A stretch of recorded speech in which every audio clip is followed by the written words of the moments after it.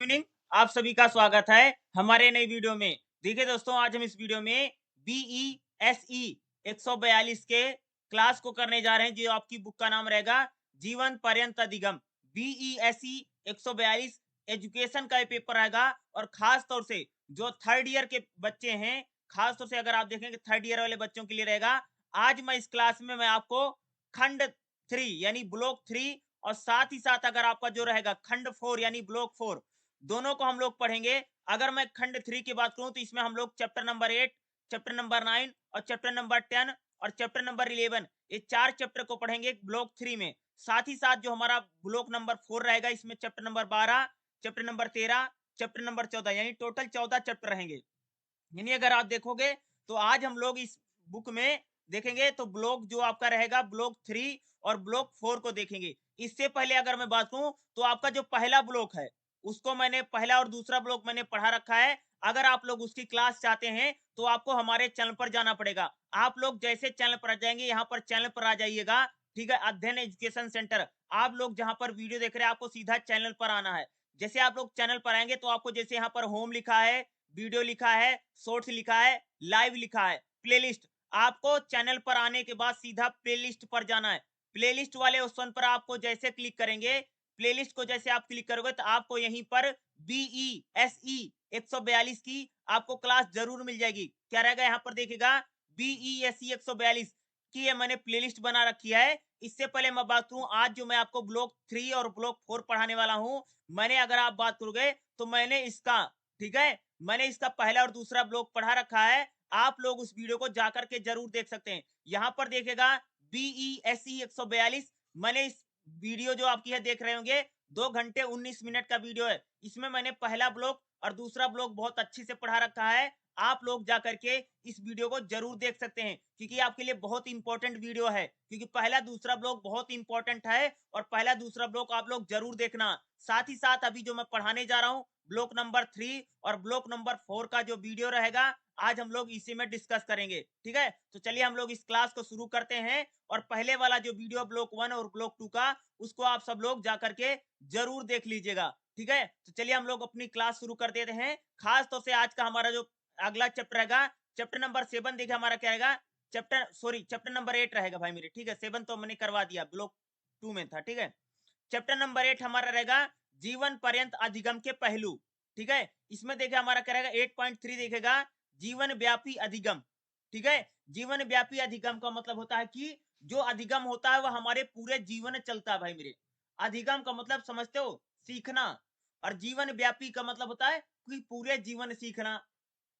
अगर मैं अधिगम की बात करूं, जो हम लोग सीखना की बात करते हैं, सीखना, ठीक है, तो भाई ये जीवन व्यापी है, पूरे जीवन ही सीखना आप लोगों को। ठीक है, हर जगह हमें सीखने को मिलता है। ठीक है, यही कह रहा है कि जीवन व्यापी अधिगम क्या है। तो जीवन व्यापी अधिगम हमें ये बताता है कि व्यक्ति सिर्फ अपने स्कूल, अपने कॉलेज या प्री नर्सरी या वो नर्सरी में ही नहीं सीखता, बल्कि वह पूरे जीवन ही सीखता रहता है। अगर मैं बात करूं भाई मेरे, हम लोग जो सीखते हैं वो तो पूरे जीवन सीखते हैं। ऐसा थोड़ी कि हम लोगों ने सिर्फ स्कूलों में सीखा है, कॉलेजों में सीखा है, यूनिवर्सिटियों में सीखा है। बल्कि जब हम स्कूल कॉलेज यूनिवर्सिटी से छोड़ देते हैं, तब भी हम सीखते रहते हैं। स्कूल कॉलेज छोड़ने के बाद हम लोग कहाँ कहाँ पर सीखते हैं, उसी को हम लोग बोलेंगे जीवन व्यापी अधिगम। तो जीवन व्यापी अधिगम कहाँ कहाँ पे हो रहा है, नहीं स्कूल कॉलेज में तो भाई सबने सीखा होगा, अपने टीचरों से, अपने अध्यापकों से, ठीक है, अपने प्रोफेसर से, ठीक है, लेक्चरर से, सबने सीखा होगा। लेकिन खास तौर से जीवन व्यापी अधिगम क्या है, तो जीवन व्यापी अधिगम क्या है, दैनिक जीवन में व्यक्ति के अधिगम। खास तौर से हम लोग दैनिक जीवन में, हमारी जो डेली लाइफ है, डे टू डे लाइफ, हमारे जो दैनिक जीवन होता है, डेली की जो हमारी लाइफ होती है, जिंदगी होती है, भाई सुबह उठते, सुबह से शाम हो जाती, पूरा दिन चलता। इस प्रकार से सुबह से शाम तक हम लोग डेली सीखते रहते हैं। अगर मैं बात करूं, ठीक है भाई मेरे, कोई भी व्यक्ति हो अगर आप देखोगे तो वह व्यक्ति सुबह से शाम तक सीखता ही रहता है कुछ ना कुछ। मान लो अगर उसके घर में कोई रिश्तेदार आए हैं, वो कहीं पर व्यक्ति गया है, ठीक है, या किसी से मिल रहा है, ठीक है, आस पड़ोस में कोई शादी है, समारोह है, कहीं पर गया है, ठीक है, या वो किसी के घर गया है, ठीक है, या ये सारी चीजें क्या होती है, यही तो हम लोग जीवन, दैनिक जीवन में सीखते हैं। दैनिक जीवन में अगर बात कहूं तो हर व्यक्ति सुबह से लेकर के शाम तक कुछ ना कुछ सीखता ही रहता है, और यह स्कूल से बाहर हम लोग अधिगम कर रहे हैं, सीख रहे हैं। ये दैनिक जीवन का अधिगम है, डे टू डे लाइफ, यानी डेली हम लोग सीखते रहते हैं। कुछ ना कुछ हमारे जीवन में, हमारी जिंदगियों में क्या रहता है, ऐड होता रहता है, हम लोग सीखते रहते हैं। ठीक है। उसी प्रकार से अभ्यास के समुदाय के रूप में हम लोग जो अभ्यास करते हैं, अभ्यास मीन्स एक्सपीरियंस जो करते हैं, ठीक है, एक्सपीरियंस जो होते हैं, हम लोग अपने अनुभव से, एक्सपीरियंस से, अभ्यास से, ठीक है, हम लोग जो प्रिपरेशन करते हैं, ठीक है, या हम लोग जो तैयारी करते हैं, उससे भी हम लोग सीखते हैं, अभ्यास से सीखते हैं। अभ्यास का मतलब है एक काम को दोबारा करना, उसी को बोलते हैं अभ्यास। ठीक है, रिहर्सल जिसे हम आप लोग बोलते हो। ठीक है, अभ्यासों से भी हम लोग काफी कुछ सीखते हैं, हम लोग जो डेली अभ्यास करते हैं। जैसे मान लो कि तुमने एक दिन गाना सीखा, फिर दूसरे दिन भी गाओगे, तीसरे दिन भी गाओगे, चौथे दिन भी गाओगे, तो क्या हम लोग इससे भी सीखते ना। जैसे अगर मैं हूं तो भाई मैं पढ़ाने का काम है हमारा, तो मैं अगर मैं डेली पढ़ाता हूं तो क्या होता, इससे इंसान क्या करता है, सीखता ही सीखता है।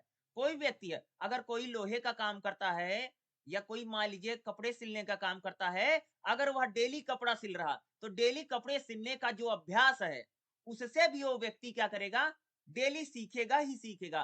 तो हम लोग क्या करते हैं भाई मेरे, अभ्यासों से भी सीखते हैं। क्या करते हैं, हम डेली जो अभ्यास करते हैं, उससे भी तो हमें क्या है, बहुत सारी चीजें हम क्या करते हैं, सीखते हैं ना। भाई कोई व्यक्ति हो, कोई कपड़े सिलने का काम करता है, कोई लकड़ी का काम करता है, सुनार है सोने का काम करता है, कपड़े बेचने वाले कपड़े बेचने का काम करते हैं। तो उनके जो कपड़े बेचने का डेली का वर्क है, अभ्यास जो है, ठीक है, वो जो अभ्यास कर रहे हैं, उससे भी हम लोग क्या करते हैं, सीखते हैं, रिहर्सल से सीखते हैं। उसी प्रकार से अगर आप देखोगे, हम लोग कार्यस्थल पर अधिगम, कार्यस्थल का मतलब है हम जहां पर हम लोग नौकरी करते हैं, जो हमारा वर्क प्लेस है। जैसे आप कोई नौकरी करते हैं तो आपका वर्क प्लेस कोई ऑफिस हो सकता है, कोई दफ्तर हो सकता है, कोई कंपनी हो सकती है, या आपका वर्क प्लेस कोई स्कूल हो सकता है, कॉलेज हो सकता है। हर आदमी का कोई न कोई वर्क, हमारा जो वर्क प्लेस होता है, यानी जहां हमारा कार्यस्थल है, जहां पर हम नौकरी करते हैं, जॉब करते हैं, हम लोग वहां भी सीखते ही सीखते हैं। और ये सब लोग हम जीवन पर्यंत ही सीखते हैं। आप मान लीजिए आप किसी सरकारी ऑफिस में काम करते हो, तो सरकारी ऑफिस में जहां तुम रहते हो, वहां पर तो व्यक्ति सीखता ही सीखता है, नई नई चीजों को अनुभव करेगा, नई नई चीजों को सीखेगा। भाई हमारा जो वर्क प्लेस है, कार्यस्थल है, वहां पर भी तो हम लोग सीखते हैं ना। वर्क प्लेस पर क्या, बहुत सारी चीजों को हम लोग सीखते हैं, हमारा जो वर्क प्लेस होता है। ठीक है, क्या वर्क प्लेस में अगर मैं बात करूं, मान लीजिए कोई काम करता, भाई कोई मीडिया में काम करता है, ठीक है, न्यूज चैनलों में, तो आपका जो वर्क प्लेस है, आप जो न्यूज रूम में जाते हैं वहां पर सीखते हैं लोग।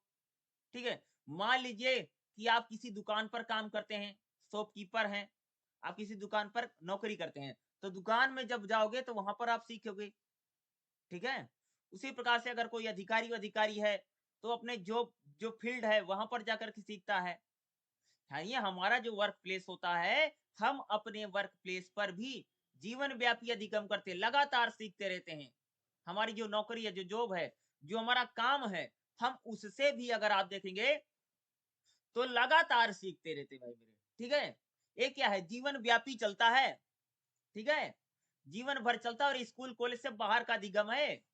स्कूल कॉलेज तक तो हम लोगों ने कुछ दिन तक सीखा है, लेकिन ये हमेशा यहाँ पर सीखना है। जब तक आप नौकरी में रहोगे, जब तक आप जॉब में रहोगे, जब तक आपका वर्क प्लेस रहेगा, तब तक आप लोग सीखोगे। ये खत्म होने वाली चीज नहीं है, एक दिया दिन की है, 2 दिन की है, भैया आज सीखा कल नहीं सीखा, ऐसा नहीं होगा। जब तक आप नौकरी करोगे, जब तक करोगे, तब तक वहां क्या रहेगा, आपको सीखना ही रहेगा। उसके बाद अगर आप देखेंगे, सामाजिक और व्यक्तिगत पहचान के लिए अधिगम, हम जो समाज में रहते हैं, जिस सोसाइटी में रहते हैं, भाई आप जिस समाज में रहते हैं, आप उस समाज के रीति रिवाज, सभ्यता, संस्कार, उठना बैठना, इसको भी तो हम लोग सीखते हैं। दूसरा, हम अपने व्यक्तित्व पहचान जो हमारी होती है, उससे भी हम लोग बहुत सीखते हैं। आप लोग दिन में भाई, आप दिन में 10 आदमी से मिलते हो, उससे भी सीखते हो।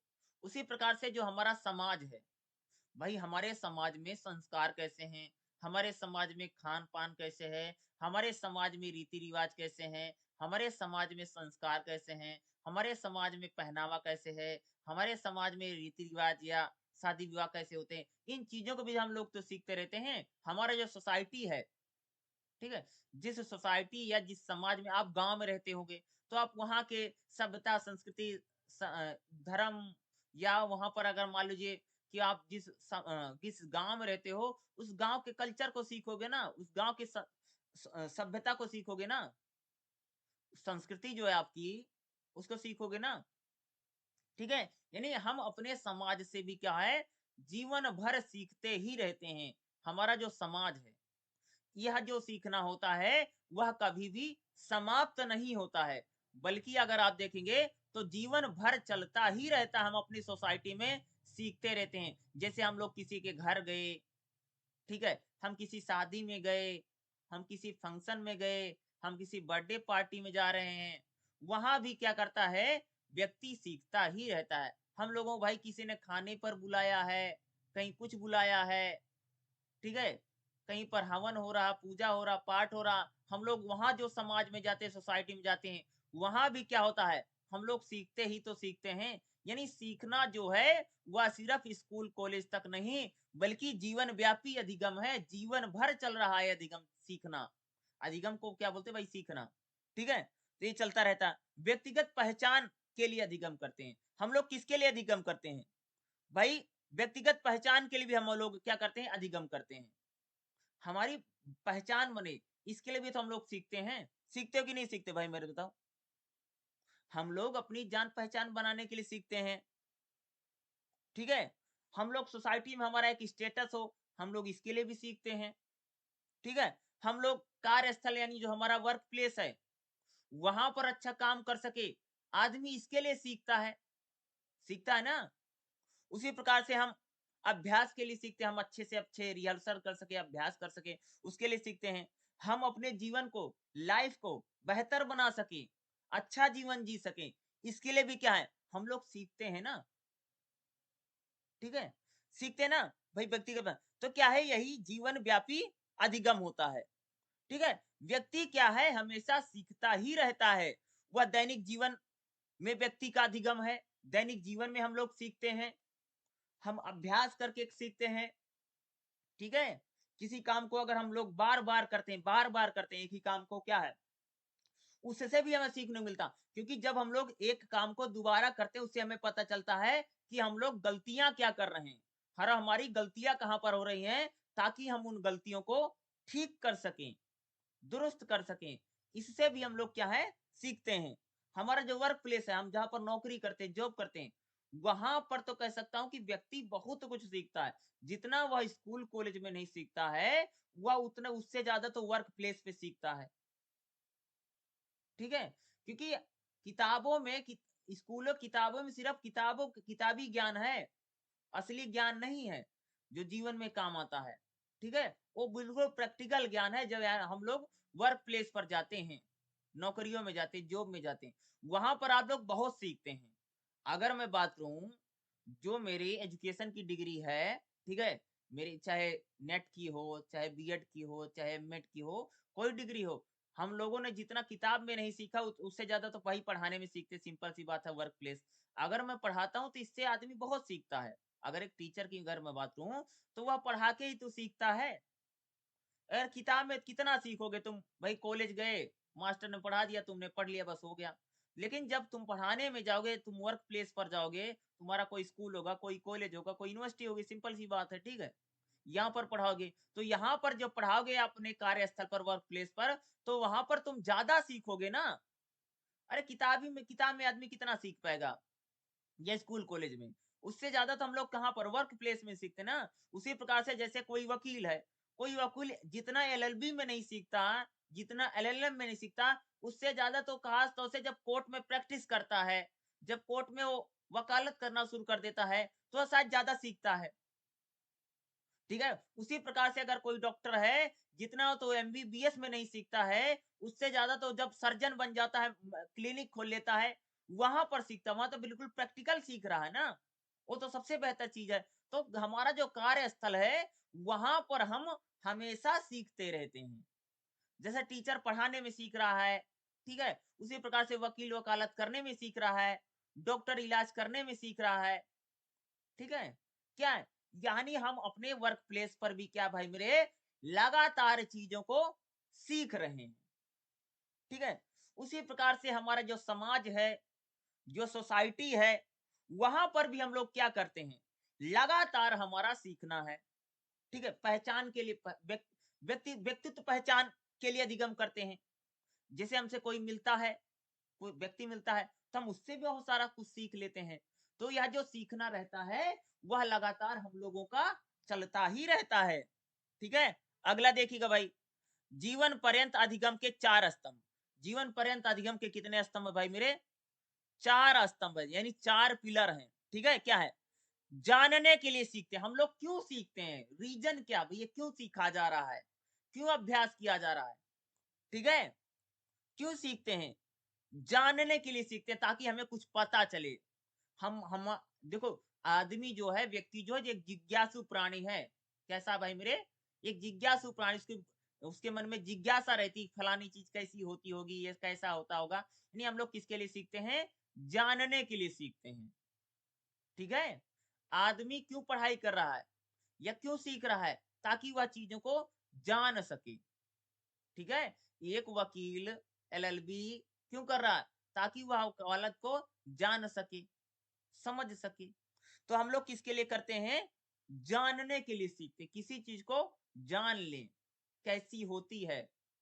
ठीक है, जैसे मान लो तुम्हारे सामने खाना रखा है, तो तुम खाना खा के जान पाओगे खाना स्वादिष्ट है, खाना बेस्वाद है, खाने में नमक ज्यादा है, कैसा क्या है। हम किसके लिए सीखते हैं? भाई मेरे, जानने के लिए सीखते हैं। ज्यादातर लोग जो सीखते हैं वो क्या जान सीखते हैं? जानने के लिए सीखते हैं। हम कोई चीज को हमको जानकारी हो, यानी जानने के लिए सीखना कह सकते हैं। जान व्यक्ति किस लिए सीखता है? जानकारी के लिए सीखता है, इंफॉर्मेशन के लिए सीखते हैं हम लोग, जानने के लिए सीखते हैं। ठीक है, कोई भी चीज हो, कोई बीए कर रहा है, कोई एमए कर रहा है, कोई 10वीं कर रहा है, कोई 12वीं कर रहा है, कोई कुछ भी कर रहा है, किस लिए कर रहा है भाई? ताकि वह जाने चीजों को, एजुकेशन को जाने समझे, यानी जानने के लिए हम सीखते हैं। ठीक है, दूसरा हम किस लिए? करने के लिए सीखते हैं। जैसे हमें कुछ काम करना है, ठीक है, जैसे भैया मुझे पढ़ाना है, तो मैं पढ़ाने कुछ करने के लिए सीखूंगा। ठीक है, मुझे वकील बनना है, तो मैं वकील में कुछ करने के लिए हम लोग सीखते हैं। कोई हमें, जैसे हमें कोई काम करना है, क्या करना है? हमें कोई काम करना, हम इसके लिए हम लोग सीखते हैं।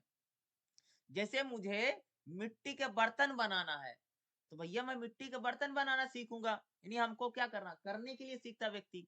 किस लिए सीखता है? अगर उसको कोई काम करना है, तो वह हम लोग किस लिए सीखते भाई? हमें जो काम है, उस काम को करने के लिए सीखा जाता है। ठीक है, अरे भाई मुझे लोहे का काम करना है, मुझे मिट्टी का काम करना है, मुझे लकड़ी का काम करना है, तो हमें जो काम करना है, काम करने के लिए सीखा जाता है।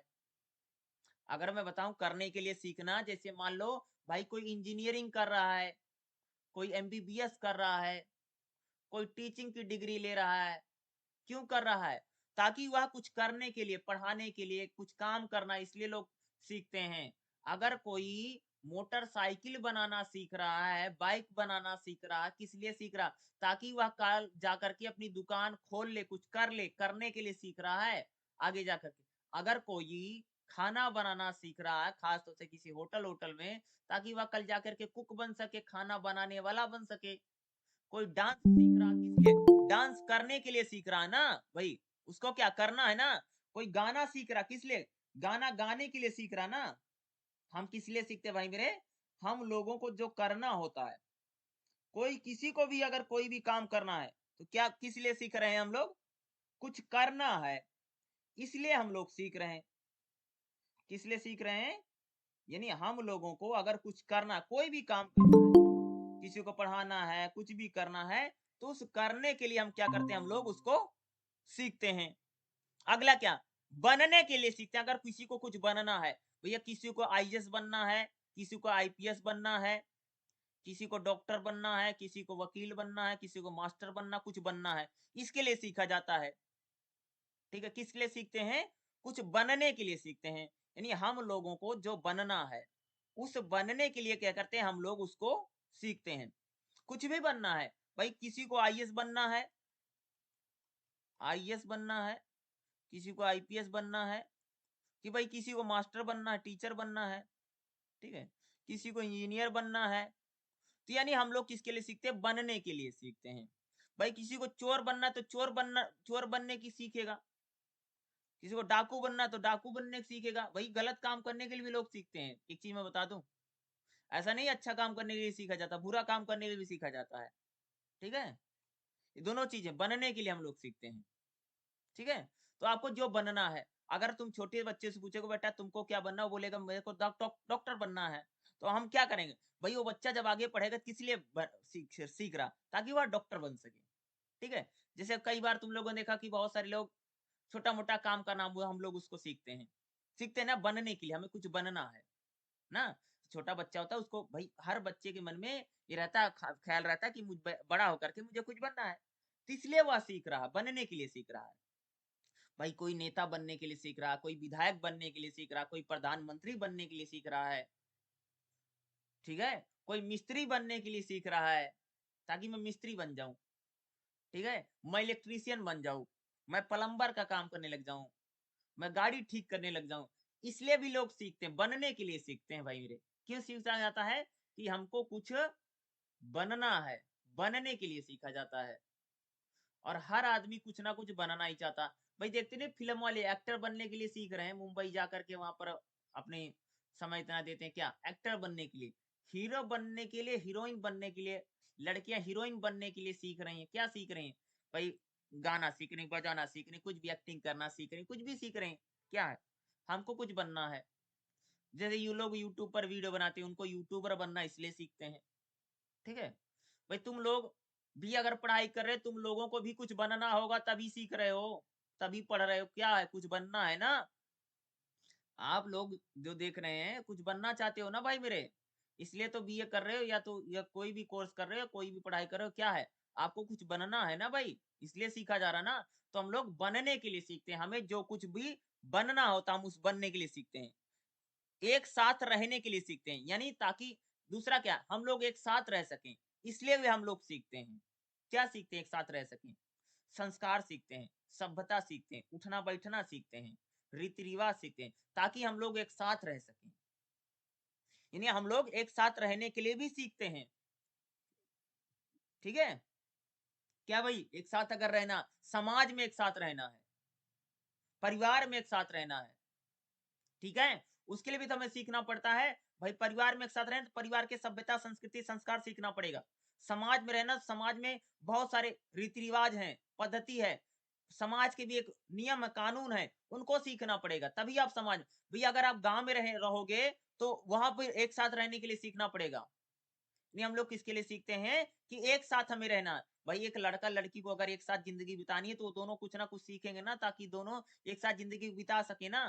तो हम लोग क्या करते हैं भाई मेरे, एक साथ रहने के लिए भी क्या है, सीखा जाता है।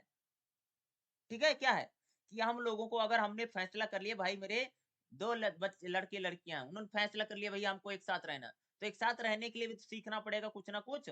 भाई खाना बनाना सीख रहे हैं, बर्तन मांजना सीख रहे हैं, कुछ काम करना सीख रहे हैं, ताकि वो लोग क्या कर सकें, एक साथ रह सकें। तो एक साथ रहने के लिए भी सीखा जाता है। ठीक है, मान लो तुम्हारे से किसी से दोस्ती हो गई है, फ्रेंडशिप हो गई है, तो उसके साथ रहने के लिए भी आपको कुछ चीजें सीखनी पड़ेंगी, जो चीजें आपको नहीं आती है। फलाने को कुछ पसंद है, तुमको नहीं आता, तो क्या करना पड़ेगा? आपको सीखना पड़ेगा। तो क्या है, एक साथ रहने के लिए भी क्या होता है, हम लोग उसको सीखते हैं, वह भी सीखा जाता है। ठीक है, तो आपका जो चैप्टर नंबर 8 रहेगा, जीवन पर्यंत अधिगम के पहलू, तो खास तौर से जीवन व्यापी अधिगम। और दूसरा हमारा जो 8.4 रहेगा, जीवन पर्यंत अधिगम के 4 स्तंभ। ये काफी इंपॉर्टेंट रहेंगे, और आपके एग्जाम में इनके आने की संभावना भी जरूर रहेगी, तो इसको अच्छे से करके जाइएगा और समझने की कोशिश कीजिए। बहुत आसान है, कोई दिक्कत वाली बात नहीं। चलिए अगला चैप्टर देख लेते हैं जो नेक्स्ट है। ठीक, हमारा चैप्टर रहेगा, क्या रहेगा भाई मेरे, चैप्टर नंबर 9 हमारा क्या रहेगा, जीवन पर्यंत अधिगम के लिए पाठ्यक्रम। यानी जो हमारा जीवन पर्यंत अधिगम होता है, उसके लिए सिलेबस कैसा होना है। पाठ्यक्रम मतलब समझते हो भाई, सिलेबस, सिलेबस कैसा होना चाहिए। तो यहाँ पर देखिएगा 9.4 हमारा क्या रहेगा, जीवन पर्यंत अधिगम के लिए पाठ्यक्रम के प्रकार। यानी जो हमारे जीवन पर्यंत अधिगम होगा, उसके लिए पाठ्यक्रम कैसा होना चाहिए, सिलेबस कैसा होना चाहिए। भाई मेरे उसके लिए सिलेबस अगर आप देखेंगे, तो पाठ्यक्रम में पारंपरिक और लोकप्रिय प्रकार हो, ऐसे पारंपरिक ट्रेडिशनल होना चाहिए, लोकप्रिय हो। आवश्यकता आधारित पाठ्यक्रम हो, जीवन पर्यंत अधिगम में सिलेबस वो रखना चाहिए जो हमारी आवश्यकता हो, जरूरत हो, फालतू चीजें नहीं। ये जीवन पर्यंत अधिगम में अगर आप देखेंगे पाठ्यक्रम को कैसा रखना चाहिए भाई, आवश्यकता आधारित रखो। जिन चीजों को जीवन में जरूरत है या जिन चीजों को हमारी लाइफ में जरूरत है, उसी प्रकार का क्या रखना चाहिए, हमें हमारा सिलेबस रखना चाहिए। वैसा है भाई, जिन चीजों की जरूरत है, आवश्यकता। अगला क्या, समस्या केंद्रित पाठ्यक्रम। ये जीवन पर्यंत अधिगम का पाठ्यक्रम कैसा होना चाहिए, समस्या केंद्रित। यानी समस्या केंद्रित का मतलब ये होता है कि अगर कोई समस्या है तब हम लोग उस समस्या का समाधान कर सकें। इस प्रकार से हमें क्या रखना चाहिए, उस सिलेबस को रखना चाहिए। जीवन पर्यंत अधिगम का जब सिलेबस बने कि भाई अगर मेरे मान लीजिए मेरे जीवन में कोई समस्या आ गई, मान लीजिए मेरे जीवन में समस्या की फाइनेंशियल समस्या है, ठीक है? भाई पैसे कौड़ी की समस्या है, तो उस समस्या को मैं समाधान कर सकूं या उस समस्या को मैं खत्म कर सकूं, उस समस्या का मैं कुछ हल ढूंढ सकूं, इस टाइप का पाठ्यक्रम रखना चाहिए। यानी जीवन पर्यंत जो अधिगम होगा उसमें जो सिलेबस होगा, उसमें जो पाठ्यक्रम पढ़ाई की जाएगी, वो समस्या केंद्रित पाठ्यक्रम हो, ताकि जो विद्यार्थी हैं वो अपनी समस्याओं का समाधान स्वयं कर सकें। उनको किसी भी प्रकार की अगर समस्या आती, केवल उनको अगर किसी भी प्रकार की समस्या आती है तो वह उन समस्याओं को समाप्त कर सकें, अगला खत्म कर सके, समस्या का समाधान कर सके। अगला देखिएगा, कौशल आधारित पाठ्यक्रम होना चाहिए। यानी जीवन पर्यंत अधिगम में अगर पाठ्यक्रम की बात करोगे, कौशल यानी स्किल बेस होना चाहिए। भाई जीवन पर्यंत अधिगम में अगर हम कुछ सीखें, उससे हमें कौशल मिले, ताकि हम जाकर के कोई नौकरी कर सकें, कोई जॉब कर सकें, कोई रोजगार कर सकें, कोई काम कर सकें, कोई स्किल पा सकें। जिसे मान लो कि हमें पेंटिंग की स्किल है, हमें लिखने की स्किल है, हमें बोलने की स्किल है, हमें कुछ बनाने की स्किल है, यानी कौशल आधारित पाठ्यक्रम होना चाहिए। तो जीवन पर्यंत जो अधिगम होगा उसमें जो पाठ्यक्रम होगा वो स्किल बेस होना चाहिए, कौशल होना चाहिए, उसमें कुछ सिखाया जाए, ताकि व्यक्ति जाकर के कोई रोटी रोजगार कर सके या वो दो पैसे व्यक्ति कुछ ना कुछ कमा सके। इस प्रकार से हमें कौशल आधारित क्या है, पाठ्यक्रम रखने की क्या है, जरूरत है। जो हमारा जीवन पर्यंत अधिगम होगा उसमें सिलेबस स्किल बेस हो। जैसे अभी आप देखोगे कि भारत सरकार स्किल मैनेजमेंट पर बहुत काम करे, स्किल पर, ठीक है? तो ऐसा स्किल दें जैसे उसको सिलाई की, कढ़ाई, ठीक है? या कोई इसको काम आता, हाथ का काम आता है, इलेक्ट्रिसिटी का काम आता है, प्लम्बिंग का काम आता है, कारपेंटर का काम आता है, लोहे का काम आता है, लकड़ी का काम आता है। तो इस प्रकार से उसको कौशल सिखाया जाए, ठीक है? या उसको कंप्यूटर का काम आता है, हार्डवेयर का काम आता है, सॉफ्टवेयर का काम आता है। इस प्रकार से कौशल आधारित पाठ्यक्रम को जीवन पर्यंत अधिगम में सिलेबस में रखा जाए। कार्य आधारित, कार्य आधारित का पाठ्यक्रम का मतलब ऐसा सिलेबस हो जिससे पढ़ करके वह कोई ना कोई व्यक्ति कार्य कर सके या किसी काम की शुरुआत कर सके। जिसे मान लो भई वो खाना बनाने का काम कर सके, कोई बेचने-उचने का काम कर सके, मार्केटिंग का काम कर सके, व्यापार कर सके। तो कौशल यानी जो जीवन पर्यंत अधिगम होगा, उसका जो सिलेबस होगा कार्य आधारित हो, ताकि उससे वह सीखने के बाद कोई काम कर सके। क्या कर सके? कोई काम कर सके। इस प्रकार का हमें क्या है, सिलेबस रखने की जरूरत है। अगला, अनुभवनात्मक पाठ्यक्रम। यानी जीवन पर्यंत जो अधिगम होगा उसमें इस प्रकार का सिलेबस रखा जाए जिससे हम लोग अनुभव, यानी कुछ ना कुछ व्यक्ति को एक्सपीरियंस हो। भाई हमारा जो जीवन पर्यंत अधिगम है उसमें सिलेबस आपको कैसे रखना पड़ेगा, ताकि व्यक्ति को कुछ ना कुछ एक्सपीरियंस हो। वह अपने एक्सपीरियंस से, यानी जो उसको अनुभव हुआ, जो उसने पढ़ा है, जो उसने सीखा है, उससे जो उसको अनुभव हुआ, उससे वह व्यक्ति कुछ ना कुछ क्या कर सके, सीख सके, जान सके। तो हमारा जो जीवन पर्यंत अधिगम होगा उसमें पाठ्यक्रम में एक्सपीरियंस को गेन कर सके, या अपने एक्सपीरियंस से या अपने अनुभवों के जरिए वह कोई न कोई नौकरी पा सके, कोई न कोई रोजगार पा सके, या अपने अनुभवों से वह कुछ नया सीख सके, या कुछ किसी व्यक्ति को कुछ नया सिखा सके। इस प्रकार से हमें अनुभव आधारित पाठ्यक्रम रखने चाहिए। अगला क्या, सामाजिक पाठ्यक्रम। यानी हमारा जो जीवन पर्यंत अधिगम होगा उसमें व्यक्ति सामाजिक चीजों को सीख सके, सोशल, समाज में उठना बैठना खाना पीना, यानी समाज के रीति रिवाज संस्कार, जो हमारे सोशल लाइफ होती है, उस सोशल लाइफ को व्यक्ति बेहतर तरीके से सीख सके। क्या बोलो, जीवन पर्यंत अधिगम का जो पाठ्यक्रम है वह सामाजिक पाठ्यक्रम होना चाहिए, सोशल सिलेबस होना चाहिए। सोशल सिलेबस का मतलब क्या, कि एक प्रकार से वह व्यक्ति समाज के जो रीति रिवाज हैं, समाज के जो संस्कार हैं, समाज में जो एक प्रकार से सभ्यता है, उन चीजों को अच्छे से सीख सके। समाज में खान पान है, पहनावा है, रीति रिवाज है, पूजा पद्धति है, उन चीजों को आसानी से सीख सके। तो जीवन पर्यंत जो हमारा अधिगम होता है उसमें पाठ्यक्रम के प्रकार कैसे होना चाहिए, तो ये सारी हेडिंग दे रखी है। इन्हें हेडिंग को आपको लिखना पड़ेगा और एग्जाम में आपको क्या करना, इन्हीं को एक्सप्लेन कर देना है। क्या करते हैं भाई मेरे, इसी को आसानी से आपको क्या करना, सिंपल सा एक्सप्लेन करना रहेगा। जब भी आपसे एग्जाम में पूछेगा जीवन पर्यंत अधिगम को लेकर के, उसका पाठ्यक्रम की बात करेगा, तो पाठ्यक्रम में क्या करना, आपको उन्हीं चीजों को क्या करना है, एक्सप्लेन करना है।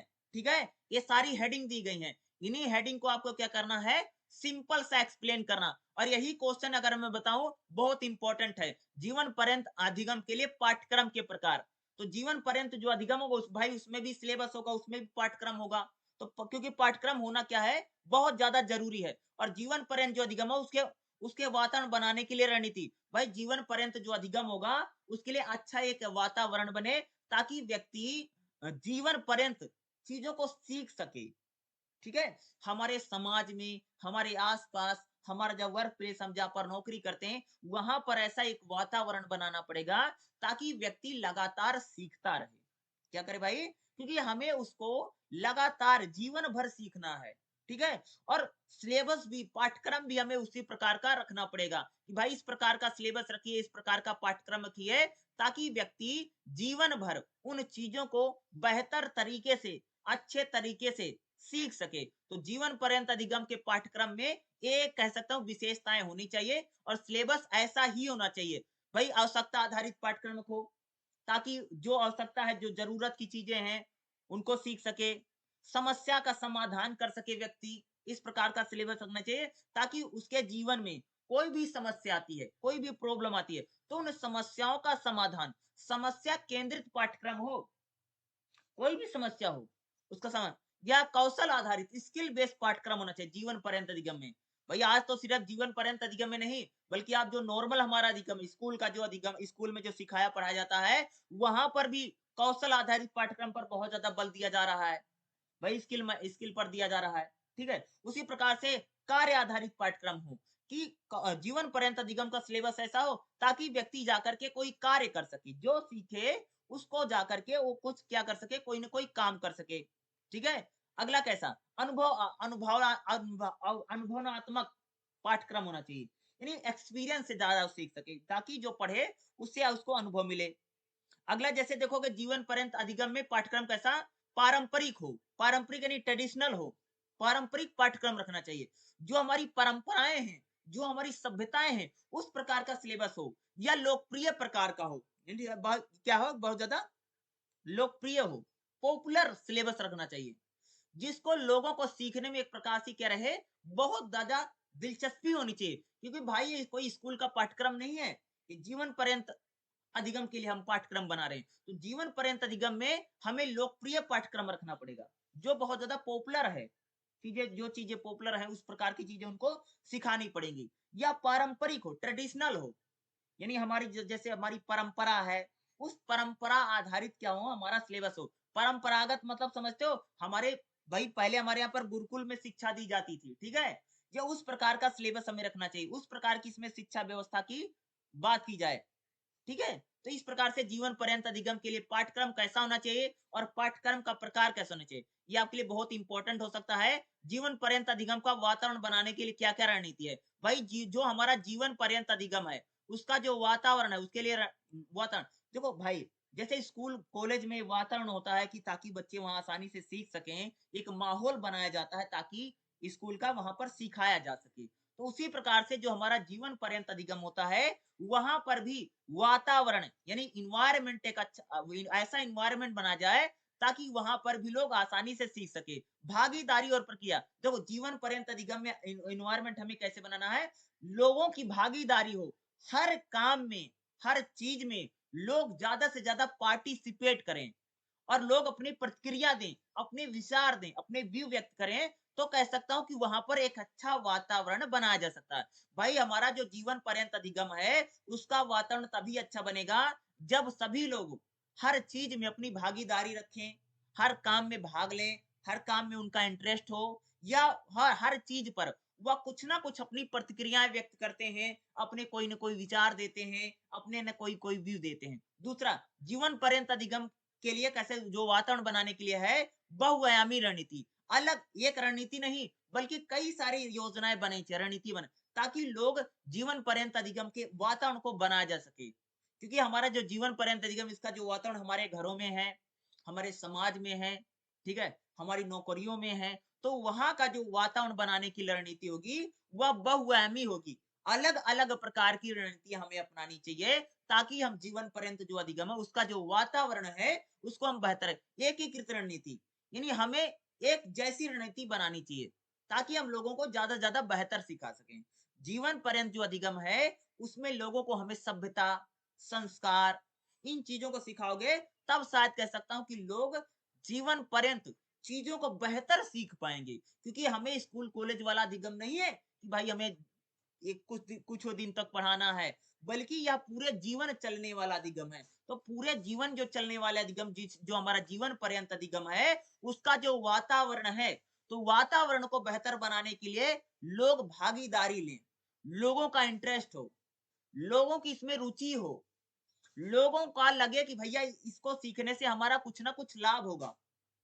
जब लोगों को ऐसा लगेगा, तब शायद कह सकता हूं कि जीवन पर्यंत जो अधिगम है, उसका जो हमारा वातावरण है, वह शायद ज्यादा बेहतर बन सकता है। जिससे क्या होगा, लोग जिससे उसमें ज्यादा से ज्यादा पार्टिसिपेट करेंगे, या उसमें लोगों की भागीदारी होगी, लोग हर चीजों को सीखना चाहेंगे, उनको लगेगा। या जीवन पर्यंत अधिगम का वातावरण अच्छा तभी बन सकता है, जब लोगों को लगे, क्योंकि उन चीजों को सीखने से उनका जीवन बदल सकता है, उनको लाभ मिल सकता है, उनके जीवन में कुछ अच्छा हो सकता है, कुछ सुखद हो सकता है। इस प्रकार से अगर लोगों को लगेगा, तब शायद लोग उसमें आएंगे, और उसका जो वातावरण होगा, वह शायद हम बेहतर बना सकते हैं। और जब जीवन पर्यंत अधिगम का वातावरण अच्छा रहेगा, तब शायद कह सकता हूँ कि जो लोग हैं, वह पूरे जीवन चीजों को सीखेंगे जरूर, ठीक है, उससे उबेंगे नहीं, या उनसे ये नहीं लगेगा कि उनको लगेगा चलो अब नहीं सीखते, चलो हो गया, कितना हो गया, ये तो सही नहीं लग रहा। तो लोग पूरे जीवन, डे टू डे, दिन प्रतिदिन वो लोग क्या करते रहेंगे भाई मेरे,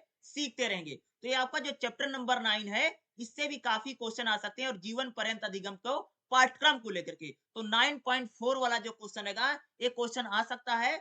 चलिए हम लोग देख लेते हैं जो अगला हमारा क्वेश्चन रहने वाला, नेक्स्ट चैप्टर देख लेते हैं, वो भी काफी इंपॉर्टेंट है, ठीक है। चैप्टर क्या रहेगा, चैप्टर नंबर 10 क्या रहेगा, देखिएगा, जीवन पर्यंत अधिगम अभ्यास के लिए संदर्भ और उपकरण। तो इसमें खास तौर से अगर आप देखेंगे कि जो आपका ये रहेगा, शिक्षार्थी के संसाधन का संदर्भ, जीवन पर्यंत अधिगम के लिए अभिन्यास और स्वनियमन। देखो खास तौर से जो जीवन पर्यंत अधिगम है, उसमें जो शिक्षार्थी हैं, क्या है, जो शिक्षार्थी हैं, ठीक है, उनके लिए क्या क्या निर्देश दिए गए हैं। कार्य, शिक्षार्थी मतलब समझते हो, जो शिक्षा दे रहे हैं, जो टीचर हैं, उनके लिए क्या क्या निर्देश दिए गए। हमारा जो जीवन पर्यंत अधिगम होगा, क्या बोला, ध्यान सुना, जो हमारा जीवन पर्यंत अधिगम होगा, उसमें जो शिक्षार्थी हैं, उनके लिए क्या क्या दिशा निर्देश हैं, और उनके लिए क्या क्या नियम बताए गए। तो सबसे पहले कार्य संपादन का निर्देश है। शिक्षार्थियों के लिए, टीचर के लिए जीवन पर्यंत अधिगम में ये बताया गया है कि वो लोग, ठीक है, जीवन पर्यंत में उनको क्या बताया गया कि वो लोग जो है, जो शिक्षार्थी हैं, वो कार्य संपादन का विन्यास करें, काम का बंटवारा करें।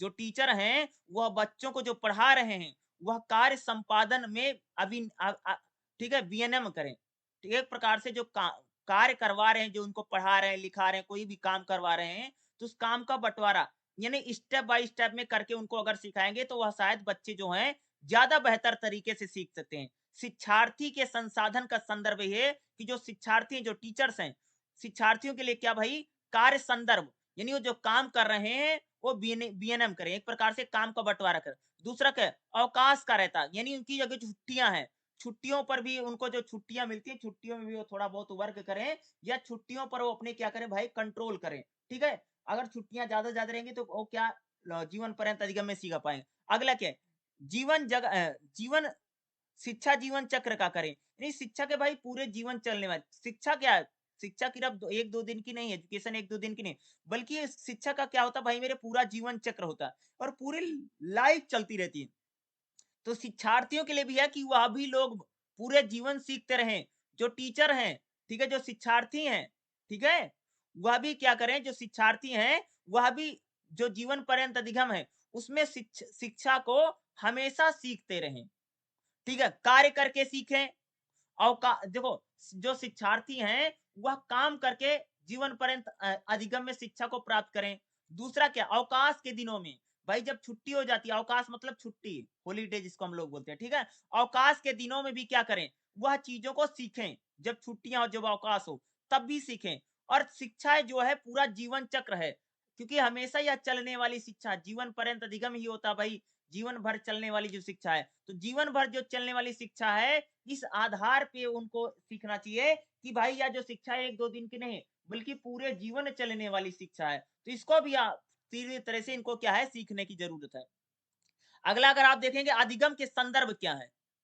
अधिगम एक काफी इंपॉर्टेंट क्वेश्चन रहेगा, और एक क्वेश्चन आपके एग्जाम में कह सकता हूं कि आ भी सकता है, ठीक है, क्या रहेगा, अधिगम के संदर्भ क्या है? तो अधिगम के 3 संदर्भ होते हैं। कितने होते हैं भाई मेरे? अधिगम के 3 संदर्भ होते हैं। सामाजिक संदर्भ, संरचनात्मक संदर्भ, वैश्विक संदर्भ। अधिगम का सामाजिक संदर्भ ये क्या है कि व्यक्ति अपने समाज में सीखता है। क्या भाई मेरे? कि अधिगम का सामाजिक संदर्भ ये बताता है कि जो व्यक्ति होता है वह अपने समाज में सीखता है। भाई समाज में उठना, बैठना, खाना, पीना, समाज में सभ्यता है, संस्कृति है, रीति रिवाज है, इनके जरिए व्यक्ति क्या करता है, समाज में हमेशा सीखता रहता है, ठीक है। जो हमारी सोसाइटी है, जो हमारा आसपास है, जो हमारा गांव है, जो हमारा मोहल्ला है, वहां क्या है, व्यक्ति सामाजिक संदर्भ है, अधिगम का संदर्भ है, सामाजिक है। हम लोग अपने समाज में सीखते हैं, या समाज में जो हो रहा है हम लोग उससे सीखते हैं। समाज में जो घटनाएं घटती हैं, समाज में जो लोग हैं, हम उससे सीखते हैं। दूसरा, हम हमारा जो सीखा हुआ प्रभाव है वह भी हमारे समाज पर पड़ता है। तो अधिगम का सामाजिक संदर्भ होता है कि व्यक्ति अपने समाज में सीखता है। समाज में जो कुछ भी होता है, चाहे समाज में अच्छा हो, भाई समाज अगर अच्छा रहेगा तो व्यक्ति अच्छा चीजें सीखेगा। अगर समाज में बुरा है, बुराइयां हैं, तो व्यक्ति गलत चीजें भी सीख सकता है। अगर आप बात करेंगे समाज में, ठीक है, तो क्यों वो जाता कि समाज कैसा है। भाई समाज में अगर आप देखो, चोर डाकू भी हैं, चोर लुटेरे भी हैं, तो बहुत सारे लोग उनसे भी सीख लेते हैं। और समाज में सभ्य लोग भी हैं, ठीक है, संस्कारी व्यक्ति हैं, कुछ लोग वो भी उनसे सीखते हैं। तो भाई समाज में उठना बैठना, समाज के रीति रिवाज, ये सामाजिक संदर्भ, संदर्भ का अधिगम का जो पहलू है। संदर्भ क्या, अधिगम का जो दूसरा संदर्भ है, संरचनात्मक संदर्भ, यानी जो हमारा समाज है उसका अगर आप देखें अधिगम का संरचनात्मक संदर्भ है। यानी अगर आप अधिगम करते हैं तो आप में एक प्रकार से क्रिएटिविटी आती है। संरचनात्मक क्या, क्रिएटिविटी आ जाती है। क्रिएटिविटी का मतलब होता है आप कुछ अच्छा कर सकते हैं, कुछ बेहतर कर सकते हैं, कुछ बेहतर बनाने करने के लिए हम लोग सीखते हैं। अधिगम का संदर्भ क्या है, भाई आप कुछ बेहतर कर सकें, आप कुछ अच्छा कर सकें, इसके लिए लोग तो अधिगम करते हैं। क्यों लोग सीख रहे हैं, सीख इसलिए लोग रहे हैं ताकि वह जा करके कुछ अच्छा कर सकें, अच्छा कर सकें, अच्छा काम कर सकें, अच्छा गा सके, अच्छा बोल सके, अच्छा पढ़ा सके, अच्छी बातचीत कर सकें, अच्छा उनका व्यक्तित्व हो, अच्छी उनकी सोशल लाइफ हो। इसलिए तो लोग क्या कर रहे हैं, संरचनात्मक अधिगम कर रहे हैं ना, यानी एक प्रकार से क्रिएटिविटी सीख रहे हैं ना। अधिगम में अगर आप देखेंगे तो उसका क्रिएटिव एक संदर्भ होता है, क्रिएटिविटी होती है। एक प्रकार से हम लोग क्या करते हैं, संरचनात्मक चीजों को सीखते हैं ताकि हम आगे चलकर कुछ बेहतर कर सकें। अधिगम का अगला जो संदर्भ वैश्विक संदर्भ होता है। वैश्विक ग्लोबलाइज संदर्भ हमारा क्या है, तो व्यक्ति जो समाज में सीखता है वह उसका एक वैश्विक संदर्भ भी होता है, ताकि वह पूरी दुनिया को भी कोई ना कोई संदेश दे सके, कोई मैसेज दे सके। वह दुनिया के लिए कह सकते हैं कि प्रकार से, भाई चाहे शिक्षा हो या वो वैश्विक ग्लोबल पर भी वो उसका कोई ना कोई क्या होता है, महत्व होता है अधिगम का, ठीक है। हमारी जो आज दुनिया, भाई अगर आप देखो दुनिया में सभ्यता संस्कृति, दुनिया में हिंसा है कम हो, दुनिया में भाईचारा बढ़े, भाई दुनिया में जो आतंकवाद की समस्या हो, इन समस्या का समाधान हो, तो शिक्षा अधिगम का संदर्भ क्या है, वैश्विक सी भी संदर्भ होता है कि पूरी दुनिया में शांति का संदेश रहे। शिक्षा अधिगम का यह भी एक बहुत बड़ा संदर्भ है, ठीक है, संदेश है।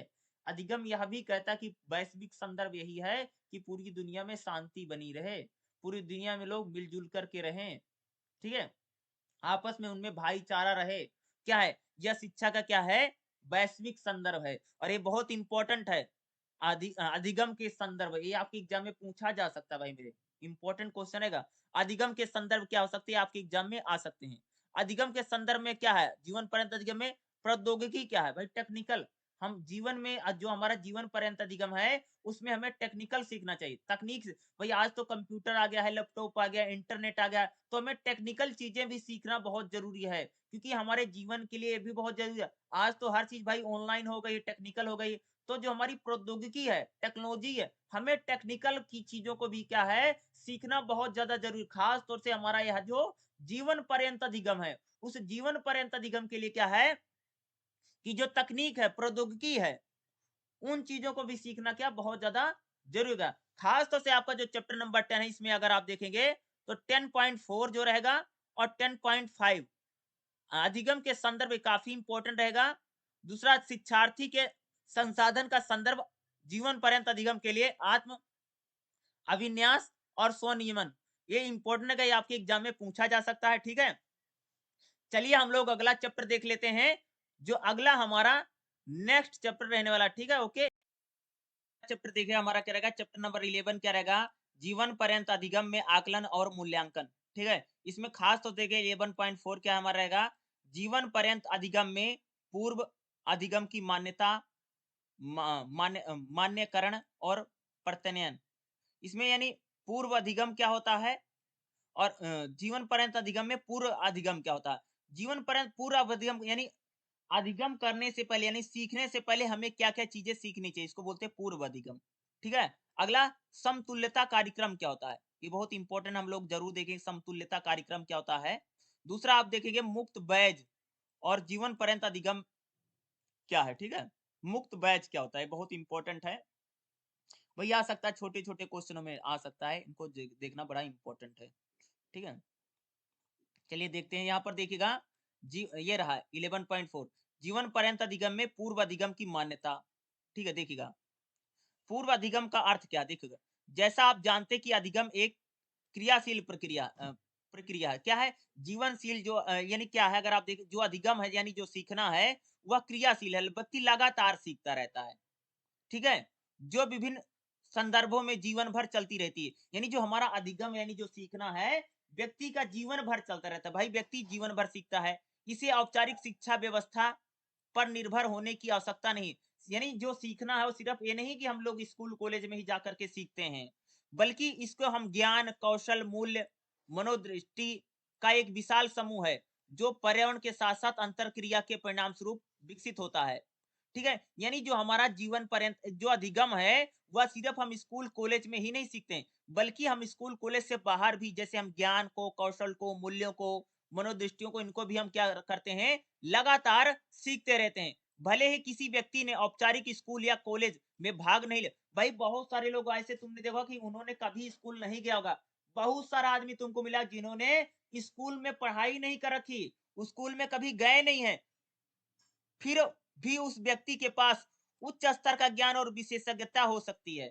ऐसे बहुत सारे लोग जीवन में हैं जिन्होंने एक भी पढ़ाई नहीं कर रखी है, कुछ भी पढ़ा नहीं, स्कूल कॉलेज का उन्होंने मुंह तक नहीं देखा है, लेकिन फिर भी अगर आप देखेंगे उनके पास बहुत अच्छी जानकारी, बहुत अच्छी नॉलेज और बहुत अच्छा ज्ञान भी उनके पास कई बार क्या होता है, हमें मिल जाता है, होता है। उदाहरण के लिए अगर आप देखेंगे कि एक बढ़ई जिसने कभी टेक्निकल यानी औपचारिक रूप से बढ़ईगिरी नहीं सीखी है, लेकिन वह भी बढ़ईगिरी का काम क्या है, बहुत अच्छे से शिल्प के साथ और व्यापार के साथ काम करता है। उसके पास कोई प्रमाण पत्र या डिग्री नहीं होती है, फिर भी वह एक कुशल हो जाता है। इस प्रकार देखा जा सकता है कि पारंपरिक शैक्षिक वातावरण के बाहर प्रौढ़ और बच्चों को भी बहुत कुछ अधिगम मिल रहा है। देखो आप देखोगे जैसे बहुत सारे बाल काटने वाले हैं, लकड़ी का काम करने वाले हैं, लुहार हैं, सुनार हैं, बहुत सारे ऐसे लोग हैं जिन्होंने कुछ सीखा नहीं है, स्कूल कॉलेज में नहीं गए हैं, लेकिन कह सकती कि लोग अच्छा काम कर रहे हैं, स्किल के साथ काम कर रहे हैं, बेहतर काम कर रहे हैं,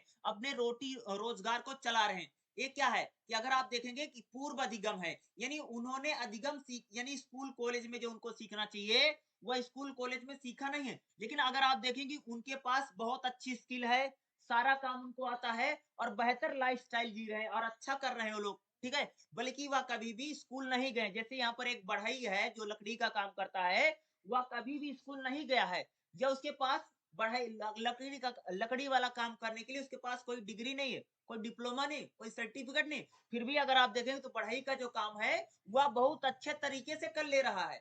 क्या कर ले भाई? बहुत अच्छी तरीके से करता है। इसलिए पूर्व अधिगम वह ज्ञान और कौशल है जो एक अधर्मी स्वयं अपने अनुभव और गैर औपचारिक अनुभव से। पूर्व अधिगम क्या है? पूर्व अधिगम वहां होता है जिसको हम बिना स्कूल में गए, बिना कॉलेज में गए ही सीख लेते हैं, वही हमारे कहते भैया पूर्व अधिगम होता है। क्या होता है भाई मेरे? पूर्व अधिगम। यानी आपने ना तो किसी स्कूल कॉलेज में गए हैं, ना किसी भैया यूनिवर्सिटी में गए हो, लेकिन फिर भी आप क्या है बहुत सारी चीजों को सीखते रहते हैं, और बिना स्कूल कॉलेज में बिना किसी औपचारिक शिक्षा के हम उन चीजों को सीखते हैं। जैसे लुहार है, सुनार है, बढ़ई है, ठीक है, बाल काटने वाले हैं, या कोई खाना बनाता है भाई, कभी भी होटल मैनेजमेंट का कोर्स नहीं किया, लेकिन फिर भी है, ये इसी को हम लोग क्या बोलते हैं? पूर्व अधिगम कहा जाता है, ठीक है। और आप इस बात से सहमत होंगे कि पूरी दुनिया में ऐसे कुशल व्यक्ति हैं जो हस्तकला या कारीगरी में इतने उस्ताद हैं, लेकिन उन्हें कोई डिग्री नहीं ली है, कोई योग्यता नहीं ली है। बहुत सारे काम लोग ऐसे हैं, बहुत बेहतर काम करते हैं भाई मेरे, बहुत अच्छा काम करते हैं, लेकिन उनके पास कोई डिग्री नहीं है, उनके पास कोई डिप्लोमा नहीं है, उनके पास कोई सर्टिफिकेट नहीं है। लेकिन अगर आप देखेंगे तो जो लोग पढ़े उनको भी पीछे छोड़ देंगे, पढ़े नहीं बल्कि कढ़े हैं, ठीक है। बोला जाता है ना 100 पढ़ा ना 1 कढ़ा, ठीक है। तो कहने का मेरा मतलब क्या है कि भाई मेरे, कि जिन लोगों ने स्कूल कॉलेज में जाकर के शिक्षा नहीं प्राप्त की है, वह भी लोग बहुत बेहतर हो सकते हैं। इसी को हम लोग बोलते हैं पूर्व अधिगम। पूर्व अधिगम का मतलब होता है भाई मेरे, स्कूल में जाने से पहले जो बच्चा सीखता है, जो व्यक्ति सीखता है, जो समझता है, उसी को हम लोग क्या कहते हैं भाई मेरे? पूर्व अधिगम बोला जाता है। क्या बोला जाता है? वही हमारा पूर्व अधिगम होता है, ठीक है, कह सकते हैं। अगला देखिएगा, पूर्व अधिगम की मान्यता, मान्यकरण और प्रत्ययन क्या है? देखिएगा, हमारा जो पूर्व अधिगम है इसकी मान्यता क्या है? अधिगम के परिणामों और अध्ययन दक्षता आधिकारिक दर्जा देने की एक प्रक्रिया है जिसमें समाज के मूल्य को स्वीकृति। देखो, जो हमारा पूर्व अधिगम होता है उसको हमारा समाज मान्यता देता है। भैया स्कूल कॉलेज में जाकर के तुमने तो पढ़ाई की नहीं है, तुम लकड़ी का काम करते हो, तुम लोहे का काम करते हो, तुम कपड़ा प्रेस करने का काम करते हो, तुम खाना बनाने का काम करते हो, इसकी जो मान्यता हमारा समाज देता है, हमारी सोसाइटी देती है, लोग देते हैं। बल्कि इसको मान्यता कोई कॉलेज नहीं देता, आपको कोई डिग्री मिली है, आपको कोई डिप्लोमा मिला है, आपको कोई सर्टिफिकेट मिला है, ये नहीं देते हैं। बल्कि इसकी मान्यता हमारा कौन देता है भैया? समाज देता है। इसको वेरीफाई कौन करता है? हमारा समाज करता है, ठीक है। मान्यकरण क्या है? एक आधिकारिक रूप से स्वीकृत निकाय द्वारा पुष्टि है कि किसी व्यक्ति द्वारा प्राप्त अधिगम परिणाम या दक्षता का आकलन पूर्व निर्धारित आकलन पद्धतियों के माध्यम से बिंदुओं। मान्यकरण क्या है? कि जिस व्यक्ति ने औपचारिक शिक्षा नहीं ली है, फिर भी वह किसी काम को बहुत अच्छे तरीके से कर सकता है, तो उसका भी, उस व्यक्ति का जो आकलन है, उसके काम के जरिए हम उसका निरीक्षण कर सकते हैं।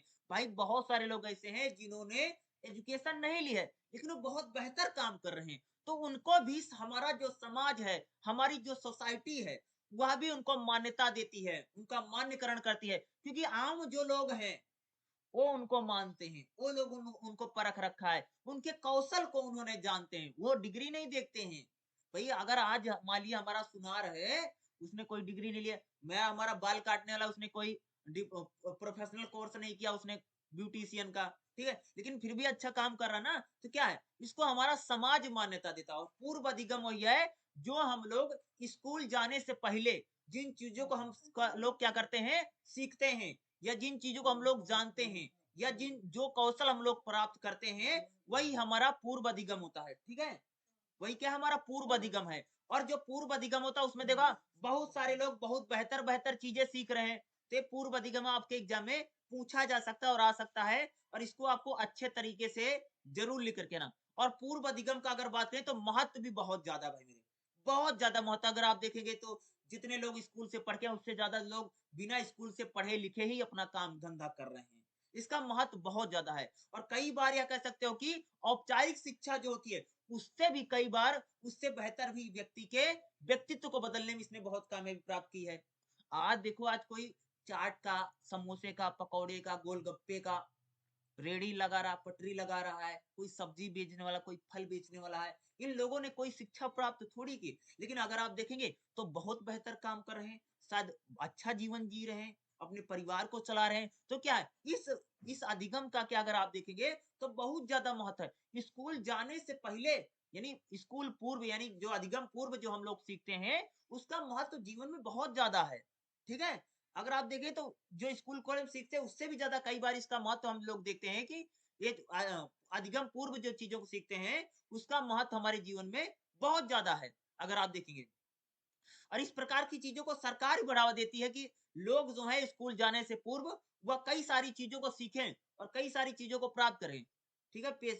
खास तौर से जो हमारा जो ज्ञान है, नॉलेज को प्राप्त करें। यह सरकारों का भी क्या रहता है, एक प्रकार से रहता है टारगेट।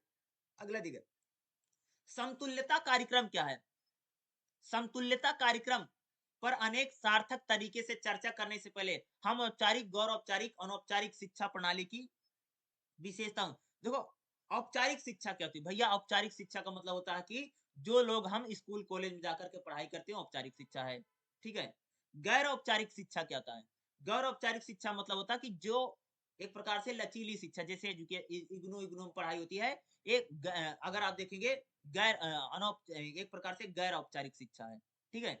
अगर आप देखें खास तौर से यहाँ पर जो ऑनलाइन में सीखी जाती है, उसी प्रकार से अनौपचारिक शिक्षा वो होती है जो स्कूल कॉलेज में बिना गए ही लोग सीख लेते हैं। ठीक है? इस प्रकार से शिक्षा को इसमें अगर आप देखेंगे तो बांटा गया है। अगर आप देखेंगे औपचारिक शिक्षा क्या है? औपचारिक शिक्षा में देखो, इसमें स्कूल शामिल होता है। स्कूल कॉलेज में जाकर के लोग क्या करते हैं, पढ़ते हैं।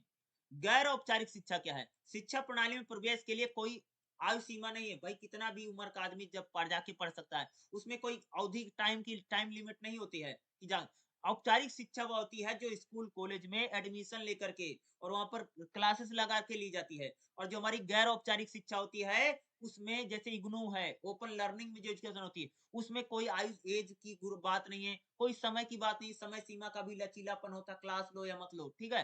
अनौपचारिक शिक्षा कहते हैं। अनौपचारिक शिक्षा का मतलब होता है कि जो हम लोग जीवन भर सीखते हैं और जो बिना स्कूल कॉलेज में गए सीखी जा रही है, वही अनौपचारिक शिक्षा होती है। जैसे हमारे हम लोगों ने बात की ना, जैसे फल बेचने वाला है, चाट पकौड़े बेचने वाले हैं, ठीक है, बढ़ई है, लुहार है, सुनार है, ये जो काम करने वाले लोग हैं, ये सभी लोगों की क्या है, अनौपचारिक शिक्षा है। किसी स्कूल कॉलेज में जाकर के इन्होंने इसको प्राप्त नहीं किया है। तीनों चीजों का अंतर आपको पता होना चाहिए। ठीक है? क्योंकि ये हो सकता है हमारे लिए इम्पोर्ट। समतुल्यता कार्यक्रम क्या? समतुल्यता कार्यक्रम का होता है, चाहे औपचारिक शिक्षा हो, चाहे अनौपचारिक शिक्षा हो, चाहे हमारा गैर औपचारिक शिक्षा हो, इनको एक बराबरी पर लाना ही क्या होता है, समतुल्यता कार्यक्रम होता है। आज हमारी जो सरकारें हैं उनका भी एक बड़ा योजना रहती है कि खास तौर से हम एक काम करें, समतुल्यता कार्यक्रम चलाएं, ताकि जो लोग कम पढ़े लिखे हैं और जो लोग और भी कम पढ़े लिखे, उनको एक बराबरी पर लाना ही क्या है, समतुल्यता कार्यक्रम हम लोग बात करते हैं। ठीक है? भाई कोई व्यक्ति स्कूल नहीं गया है, कोई व्यक्ति दूसरी तक पढ़ा है, कोई व्यक्ति 5वीं तक पढ़ा है, कोई व्यक्ति 10वीं तक पढ़ा है, यानी सबका जो एजुकेशन क्वालिफिकेशन है वह बिल्कुल अलग है। किसी को बहुत डाउन है, किसी का कम डाउन है, तो उनको एक लेवल पर लाने, एक बराबरी पर लाने के लिए अगर आप देखेंगे तो हमारे देश में समतुल्यता कार्यक्रम चलाए जाते हैं, ताकि उनमें एक बराबरी आ सके। ठीक है? एक समतुल्यता कार्यक्रम की क्या होती है, वहां पर बात होती है, ताकि उनको एक लेवल पर लाया जाए। समतुल्यता कार्यक्रम क्या है? देखो, समतुल्यता कार्यक्रम वैकल्पिक शिक्षा है का कार्यक्रम है, जो न केवल पाठ्यक्रम और प्रमाणन का संदर्भ औपचारिक प्रणाली के समकक्ष है, बल्कि नीति समर्थन, वितरण के तरीके, स्टाफ प्रशिक्षण गतिविधियों में जैसे अधिगम का निगरानी मूल्यांकन करता। समतुल्यता कार्यक्रम को होता एक प्रकार से होता है जो स्कूल कॉलेज में नहीं, एक प्रकार से जो लोग एजुकेटेड नहीं, उनको भी जाकर के एक प्रकार से शिक्षा दी जाती है, उनको भी सर्टिफिकेट पकड़ाए जाते हैं, वही समतुल्यता कार्यक्रम है। यानी जो लोग शिक्षा को प्राप्त नहीं कर पाए किसी कारण की वजह से, उनको भी जाकर के अगर शिक्षा दी जाती है तो या उनको भी थोड़ा बहुत सिखाया उखाया जाता है, उसी को हम लोग क्या बोलते हैं भाई मेरे, समतुल्यता कार्यक्रम बोला जाता है। क्या बोला जाता है? वही हमारा समतुल्यता कार्यक्रम है। यानी जो लोग स्कूल कॉलेज में जाकर के अपने दिनों में नहीं पढ़ पाए हैं या उन्होंने एजुकेशन नहीं अर्जित कर पाई है, उनको एजुकेशन नहीं मिली है, तो सरकार की तरफ से कुछ प्रोग्राम चलाए जाते हैं, कुछ कार्यक्रम चलाए जाते हैं, जिनमें जो लोग बिल्कुल भी नहीं पढ़ पाए, जो कम पढ़ पाए हैं, उनके लिए भी कुछ पाठ्यक्रम सिलेबस निर्धारित किया जाता है, ताकि उनको भी थोड़ा बहुत पढ़ाया जा सके, पढ़ाया लिखाया जा सके, उनको भी शिक्षा दी जा सके। यही हमारा क्या था भैया, समतुल्यता कार्यक्रम होता है। और समतुल्यता कार्यक्रम जो है अगर आप देखेंगे, यह हमारी साक्षरता को बढ़ाने के लिए किया जाता है, ताकि लोग ज्यादा से ज्यादा पढ़े लिखें। प्राथमिक शिक्षा में समतुल्यता कार्यक्रम चलता है। हमारी जो माध्यमिक शिक्षा, खास तौर से हमारी जो व्यावसायिक शिक्षा है, जो रोजगार परक शिक्षा है, इसमें समतुल्यता कार्यक्रम ज्यादा पढ़ाए जाते हैं, ताकि जो लोग कम पढ़े लिखे हैं, वह भी थोड़ा बहुत पढ़ लिख करके वह भी किसी रोजगार को प्राप्त कर सकें। समतुल्यता कार्यक्रम के जरिए सरकार कह सकते हो कि हर व्यक्ति तक शिक्षा को पहुंचाना चाहती है, या हर व्यक्ति को शिक्षित करने का क्या होता है, हमारा प्रोग्राम होता है, ताकि हमारे देश में साक्षरता बढ़े और हमारे देश में जो पढ़े लिखे लोग हैं, उनकी संख्या को बढ़ाने के लिए, या हर व्यक्ति तक शिक्षा का संचार करने के लिए, हर व्यक्ति शिक्षित हो, उसको शिक्षा उस तक पहुंचे, इसके लिए अगर आप देखेंगे तो समतुल्यता कार्यक्रमों को लगातार सरकारों के जरिए चलाया जाता है, इसको डिजाइन किया जाता है। अगला हम देखेंगे मुक्त बैच और जीवन पर्यंत अधिगम क्या, खास तौर से मुक्त बैच का तो आप पता होना चाहिए, क्योंकि आप देखो मुक्त बैच क्या देखिएगा, प्रौद्योगिकी यानी टेक्नोलॉजी के विकास के रूप में नया जन्म लिया है, जिसके द्वारा व्यक्ति अपने बारे में जानकारी संग्रहित कर सकता है। इससे पहले एक छात्र अपने प्रमाण पत्र और पुरस्कार वाले फोल्डर ले जाते थे, अब उन्हें डिजिटल प्रारूप में आसानी से परिवर्तित करके इन्हें अ, आसानी ले जाना बहुत आसान है। डिजिटलीकरण ने मुक्त बैज के उपयोग के साथ कदम बढ़ाया है। यूनेस्को के अनुसार मुक्त बैज को उपलब्धियों संबद्धता प्राधिकरण वेब पर साझा किए जाते हैं। जानने योग्य विश्वास, देखो मुक्त बैच का मतलब क्या है, एक प्रकार से अगर आप देखो भैया, कि आपकी जो डिग्री है, आपका जो डिप्लोमा है, उसको आपको हमेशा लेकर के घूमने की जरूरत नहीं है। एक प्रकार से ऑनलाइन सिस्टम आ गया है, कि जिसमें आपकी सारी डिग्री, सारा डिप्लोमा, आपने क्या पढ़ा, क्या नहीं पढ़ा, कितनी डिग्रियां, कितना एक्सपीरियंस है, उसमें सारा जो एक साथ हम लोग ऑनलाइन में जो फोल्डर बना के रख देते हैं, उसी को बोला जाता है मुक्त बैच। मुक्त बैच क्या है, यानी आपको हमेशा बैग लेकर के, अपनी डिग्री डिप्लोमा को लेकर के घूमने की जरूरत नहीं है। यानी जो आज हमारी टेक्नोलॉजी आ गई है, जो तकनीक आ गई है, वो तकनीक के जरिए हमें किसी डिग्री डिप्लोमा को लेकर के घूमने की जरूरत नहीं है, बल्कि अगर आप देखेंगे तो वह सारी डिग्री डिप्लोमा आपको ऑनलाइन ही दिख जाएगा, या हम किसी मोबाइल के फोल्डर में, लैपटॉप के फोल्डर में, अपने किसी एक फोल्डर में उन चीजों को सेव करके हम कहीं भी उसको दिखा सकते हैं। वही हमारा क्या होता है भाई मेरे, मुक्त बैच होता है। अगर आप देखो आज जो इग्नू है, इग्नू भी बच्चों को जो डिग्रियां प्रदान करता है, वह भी आपको ऑफलाइन मिलती है और आपको ऑनलाइन भी डिग्री मिलती है। अगर बताऊं, अब इग्नू में अगर आप देखेंगे तो आपको दो प्रकार से डिग्री मिल सकती है। ऑनलाइन भी डिग्री मिलती है, ऑनलाइन आप ले सकते हैं। ऑनलाइन जैसे मान लो कि आप डिग्री नहीं लिए हैं, तो आपको ऑनलाइन फॉर्म में मिल सकती है, ऑनलाइन में आपको डिग्री मिलेगी। सेट, जैसे अगर मैं बताऊं, अगर आप देखेंगे तो आज अगर आप देखोगे तो जो बहुत सारे एप्लीकेशन है वहां पर, बल्कि गुरु के वेबसाइट पर भी जाकर के आप अपनी डिग्री को डाउनलोड कर सकते हैं। जब आपका पूरा कोर्स कंप्लीट हो जाएगा और जब इग्नू का कॉन्वोकेशन हो जाएगा, जिसको हम लोग दीक्षांत समारोह बोलते हैं, जहां पर डिग्री उग्री मिलता है, तो वहां पर भी अगर आप लोग देखेंगे तो आपको ऑनलाइन फॉर्म में भी डिग्री मिल जाती है, और बल्कि इग्नू की तरफ से ऑफलाइन में भी आपको प्रमाण पत्र दिया जाता है। तो उसी प्रकार से मुक्त बैच वही है, कि खास तौर से आपको आपकी अपनी डिग्री डिप्लोमा लेकर के कहीं पर घूमने की जरूरत नहीं है, और आपको सारी चीजें एक ही फोल्डर में, आपके मोबाइल का फोल्डर हो, कंप्यूटर का फोल्डर हो, कहीं पर भी आप एक फोल्डर में अपनी सारी डिग्री डिप्लोमा को रख सकते हैं, और पूरा टेक्निकल है। और आपको अब बैग हमेशा आनी, आप फाइल को लेकर के कहीं पर घूमने की जरूरत नहीं है, और आपको जहां पर भी जरूरत पड़े आप उसको दिखा सकते हैं कि मैंने इतना पढ़ाई की है, इतना मेरा एक्सपीरियंस है, मेरी इतनी एजुकेशन है, आप इसको कर सकते हैं। यही क्या भाई मेरे मुक्त बैच है, ठीक है। तो अगर मैं बात करूं 11वें चैप्टर में जो जो इंपॉर्टेंट है, मैंने सारा बताने का प्रयास किया है। इसमें से कह सकता हूँ कि कुछ ना कुछ आपके एग्जाम में जरूर पूछा जा सकता है, इसको खास तौर से आप लोग ध्यान रखिएगा। चलिए अब हम देख लेते हैं हमारा जो नेक्स्ट चैप्टर रहेगा, अगला चैप्टर को देख लेते हैं, ठीक है। चलिए अगला देख लेते हैं नेक्स्ट चैप्टर क्या करेगा, चैप्टर नंबर 12वां क्या आएगा, देखिएगा भाई क्या है। चैप्टर नंबर 12 हमारा करेगा जीवन पर्यंत अधिगम। ठीक है, क्या रहेगा? जीवन पर्यंत अधिगम, नीति निर्माण और क्रियान्वयन, ठीक है? काफ़ी इंपॉर्टेंट चैप्टर रहेगा। इस चैप्टर से भी आपको कह सकता हूँ कि एग्ज़ाम में क्वेश्चन ज़रूर देखने को मिल सकता है, ठीक है? जीवन पर्यंत अधिगम, नीति निर्माण, यानी हमारा जो जीवन पर्यंत अधिगम होता है, उसमें किस प्रकार से नीतियाँ बनती, किस प्रकार से नियम बनते हैं और उनको कैसे लागू करवाया जाता है। तो अगर आप देखेंगे जीवन पर्यंत, अगर मैं अधिगम की बात करूँ, अधिगम और शिक्षा का एकीकृत करना। देखो, अगर हमारा जो जीवन पर्यंत अधिगम अगर आप देखेंगे, तो उसमें हम लोग क्या करते हैं कि जो अधिगम है, यानी जो सीखना है और जो हमारी शिक्षा है, उसको एकीकृत, एक रूप में लाने का प्रयास करते हैं, ताकि जो बच्चे हैं, जो लोग हैं, उसको शिक्षा को आसानी से सीख सकें। एकीकृत करना यानी एक रूप में ढालने की कोशिश की जाती है। अगर आप देखेंगे, अधिगम और शिक्षा का एकीकरण का मतलब क्या होता है कि एक प्रकार से एक करना उनको। अधिगम और शिक्षा का एकीकरण की बहुत ज़्यादा ज़रूरत है। अधिगम का मतलब था सीखना और शिक्षा हमारी जो है जी जा रही है। तो उसको एकीकृत करने के लिए अगर आप देखिएगा संरचनात्मक, यानी अगर आप देखें जीवन पर्यंत अधिगम में किस प्रकार के सुधार किए गए हैं, ठीक है? संगठन में किस प्रकार के सुधार किए गए, या जो हमारे संगठन है, ठीक है? उसमें किस प्रकार का संचालन किया जाता है। तो जीवन पर्यंत ये मुक्त विद्यालय क्या है? अगर आप देखेंगे खास तौर से हमारा जो जीवन पर्यंत अधिगम है, उसमें आप देखोगे ओपन यूनिवर्सिटी, खास तौर से जैसे इग्नू यूनिवर्सिटी है, क्या भाई ओपन में चलती है, ठीक है? ओपन में क्या है? एक प्रकार से इसमें व्यक्ति कभी भी सीख सकता है। इसमें ना तो उम्र की दिक्कत है, ना एज की दिक्कत है, ना कोई समय की दिक्कत है। तो अगर आप देखेंगे जीवन पर्यंत अधिगम को बेहतर बनाने के लिए, संगठ सुधार करने के लिए किया गया है कि ओपन यूनिवर्सिटी हो या ओपन स्कूलिंग हो या ना ये एनआईएस बोर्ड चलता है, तुम सबने देखा होगा ना कि इसके जरिए हम लोग क्या करें, ताकि जीवन पर्यंत जो अधिगम है उसमें व्यक्ति कभी भी शिक्षा को प्राप्त कर सके या कभी भी शिक्षा को ग्रहण कर सके। उसकी तरफ से हमारी जो सरकार है, हमारी जो गवर्नमेंट है, वह भी क्या कर रहे हैं कि इस प्रकार से जो इसे ओपन स्कूल करवा रही है कि उसमें बच्चे कभी भी एडमिशन ले सकें, ठीक है? उनको किसी उम्र की, एज की कोई दिक्कत ना हो, समय की कोई प्रॉब्लम ना हो। जो शादीशुदा महिलाएं हैं, जो जॉब करने वाले लोग हैं, वह भी शिक्षा को प्राप्त कर सकें, ताकि हम शिक्षा को बहुत ज्यादा लचीला बना सकें। इसलिए अगर आप देखेंगे जो जीवन पर्यंत अधिगम है, उसमें सरकार जो है लगातार प्रयास कर रही, ताकि हम हर हर व्यक्ति को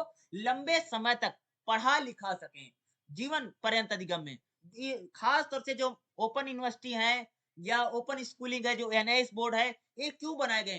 ताकि जो हमारा जीवन पर्यंत अधिगम है, उसमें सुधार लाने के लिए या उसको बेहतर बनाने के लिए हम लोग क्या कर रहे हैं, इस चीजों को कर रहे हैं। भाई ओपन जो स्कूलिंग है, उसका मूलभूत उद्देश्य यही है कि ताकि हर व्यक्ति तक हम शिक्षा को पहुंचा सकें। इग्नू जैसी यूनिवर्सिटियां जो ओपन में चल रही हैं, यहाँ पर उम्र की कोई दिक्कत नहीं है। यहाँ पर 60 साल के लोग भी पढ़ते हैं। अगर आपको जानकर के आश्चर्य होगा, 60 साल, 80 साल, मैं तो ऐसा जानता हूँ कि 80 ईयर के भी थे, उन्होंने भी यहाँ से ग्रेजुएशन किया था, अगर मैं बात करूँ। तो क्या है, यानी एज का कोई दिक्कत नहीं, उम्र। दूसरा समय का नहीं, आप किसी भी समय आप आराम से पढ़ सकते हैं, कोई दिक्कत वाली बात नहीं है। टाइम की भी कोई समस्या नहीं है, ठीक है? उम्र की, पैसे भी कम लगते हैं। तो ये चीजें क्यों किया जा रहा है? ताकि हर व्यक्ति तक शिक्षा का हम कह सकें, प्रचार कर सकें, हर व्यक्ति तक शिक्षा पहुंचे। इस शिक्षा में सुधार तो ये, ताकि भाई हमें जीवन पर्यंत एजुकेशन देनी है, तो अब सिर्फ जो स्कूल एजुकेशन है, उसके जरिए हम जीवन पर्यंत एजुकेशन को नहीं चला पाएंगे, रन नहीं हो पाएगी। इसलिए अगर आप देखेंगे तो हमारी जो संस्थाएं हैं, जो संचालन है, उसको भी बेहतर बनाया जा रहा है कि हमारे जो संगठन है, जो हमारी यूनिवर्सिटी है, जो हमारे कॉलेज हैं, जो हमारे टीचर्स हैं, उनमें भी सुधार करने की जरूरत है, ताकि वह भी बच्चों को इस प्रकार से सिखाएं, ताकि हमारा जो बच्चा है बेहतर तरीके से सीख सके, बल्कि वह सिर्फ पढ़ाई ना समझे, बल्कि पढ़ाई क्या है, हमें सीखना है। पढ़ाया क्यों जाता, सीखने के लिए, ठीक है? अधिगम के लिए सिखाया जाता, तो हम उसको बेहतर तरीके से सीख सकें। इसलिए अगर आप देखेंगे हमारी सरकार जो गवर्नमेंट है, वो क्या है, अगर आप देखें बहुत सारे सुधार करती है। अभी आप देखा न्यू एजुकेशन पॉलिसी आ गई, उसमें बहुत सारे सुधार किए गए हैं।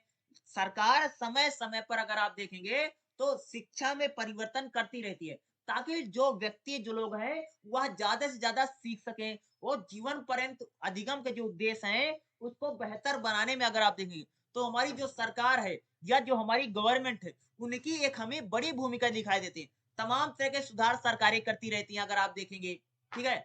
ठीक है? या भाई मान लो कि इंफ्रास्ट्रक्चर के लिए काम करेगी, ठीक है? संगठन में सुधार करेगी, नियम में सुधार करेगी, ओपन स्कूल ओपन करवा देगी, टाइम लिमिट की कोई दिक्कत नहीं है। कई बार कह सकते हो कि सरकार क्या करती है, जीवन पर्यटन निगम इसलिए फीस कम कर देती है, ठीक है? फ्री में पढ़ा रही है हमारी सरकारें, गवर्नमेंट पढ़ा रही, क्यों पढ़ा रही? ताकि अधिगम जो है, जो लर्निंग है, जो स्कूलिंग है या जो एजुकेशन है, उसको लोग लंबे समय तक सीख सकें। उसमें किसी प्रकार से सीखने में जो बाधाएं हैं, उन बाधाओं को दूर करने का प्रयास सरकार हमेशा कर रही है। क्यों करें? ताकि हम उसको ज्यादा कर सकें, ज्यादा बेहतर बना सके। और जीवन पर्यंत जो अधिगम है, उसमें शिक्षा में सुधार की बहुत ज्यादा जरूरत है। एजुकेशन को हमें लर्निंग पे लेकर के आना, ताकि बच्चों को लगे कि हम हमें पढ़ना नहीं, बल्कि हमें सीखना है। शिक्षा को हम सीखने पर लाएंगे, तभी तो हर व्यक्ति शिक्षा को क्या करेगा, सीख पाएगा। इसलिए आप देखोगे, आज हमारी जो सरकार है, स्किल पर बहुत काम कर रही है, कौशल पर, भाई स्किल मैनेजमेंट पर बहुत काम रहा। अगर आप देखो, आज की जो हमारी प्रेजेंट गवर्नमेंट है, वह स्किल पर बहुत काम करी। क्यों? ताकि हम उनको सिखा सकें। सीखना बहुत जरूरी है। और हम शिक्षा को और अधिगम को एक स्तर पर लाना चाहते हैं, ताकि हम लोगों को ज्यादा से ज्यादा सिखा सकें। और शिक्षा का जो उद्देश्य है, वह सिर्फ किताबें पढ़ना, किताबें रटना नहीं है और नंबर लाना नहीं, बल्कि हमें सिखाना उद्देश्य है।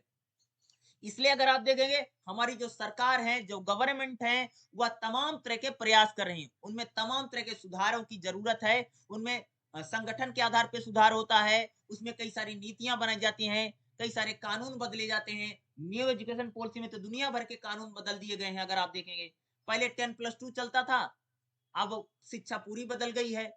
उसमें भी अगर आप देखोगे, तो रोजगार परक शिक्षा को बनाया जा रहा। आज जो टीचिंग सेक्टर, उसमें देखो 4 साल की बीएड आ गई है, या इस प्रकार के बहुत सारे परिवर्तन किए जा रहे हैं, ताकि हम एजुकेशन को एक प्रकार से सीखने के स्तर पर ले आए। किसके स्तर पर? लोग शिक्षा को मात्र सीखना समझें।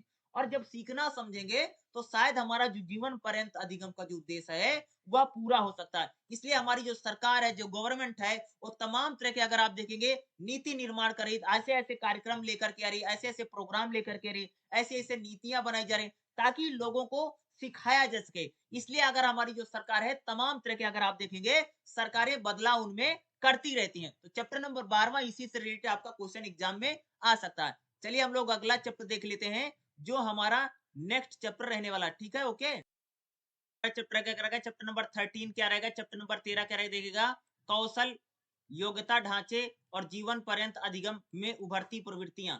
तो अगर आप देखोगे, खास तौर से कौशल योग्यता क्या, आप देखोगे आज की हमारे भाई प्रेजेंट टाइम में जो सरकार है, वह स्किल पर बहुत ज्यादा काम कर रही है। अगर आप देखो प्रेजेंट टाइम में, अगर आप देखोगे, प्रधानमंत्री कौशल विकास कार्यक्रम चलवाया जा रहा है। खास तौर से अगर आप देखें, हमारी प्रेजेंट टाइम की जो सरकार है, वह एजुकेशन में, जिसे न्यू एजुकेशन पॉलिसी में भी कौशल को लेकर के आ रही है, स्किल को लेकर के आ रही है। स्कूल को लेकर के अगर आप देखो, बहुत सारे प्रोग्राम पहले से थे। जैसे अगर आप देखेंगे, खास तौर से कौशल को लेकर के अगर आप देखोगे, जैसे आईटीआई है, डिप्लोमा है, जिसे हम लोग, आप लोग पॉलिटेक्निक बोलते हैं, ठीक है?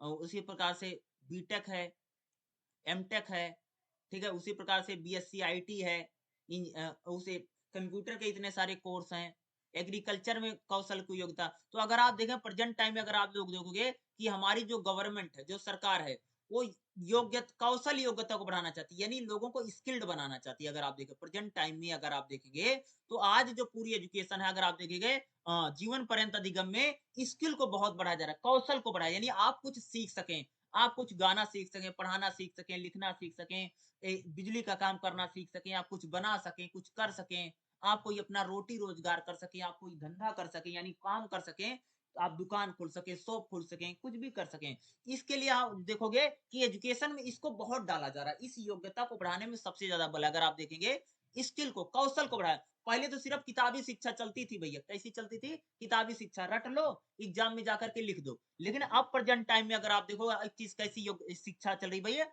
कौशल योग्यता ढांचे पर काम किया जा रहा है। यानी एक प्रकार से हमको क्या करना है, कि ज्यादा से ज्यादा एक प्रकार से करना, कि लोगों को स्किल मिले, जो कौशल सीख सके कुछ, ताकि ऐसी पढ़ाई पढ़ाओ, ताकि वो कल जाकर के कोई नौकरी कर सके, या खुद का काम कर सके। वो कहीं नौकरी मांगने न जाए, बल्कि वह 4 लोगों को नौकरी दे सके। ऐसा हमको उसको पढ़ाना है। इस प्रकार से अगर आप देखें, तो देखिए यहाँ पर देखिएगा, भारत में राष्ट्रीय कौशल योग्यता ढांचा क्या है? भाई भारत में राष्ट्रीय कौशल योग्यता ढांचा यही है, कि सरकार हमारी यह चाहती है कि लोगों को पढ़ाया तो जाए, लेकिन ऐसा पढ़ाया जाए ताकि वह लोग खुद जाकर के कोई न कोई नौकरी कर सके, कोई न कोई रोजगार से करें, या कोई न कोई काम कर सकें। उनको नौकरी ना ढूंढनी पड़े, बल्कि उन लोग खुद दूसरों को नौकरियां प्रदान करें।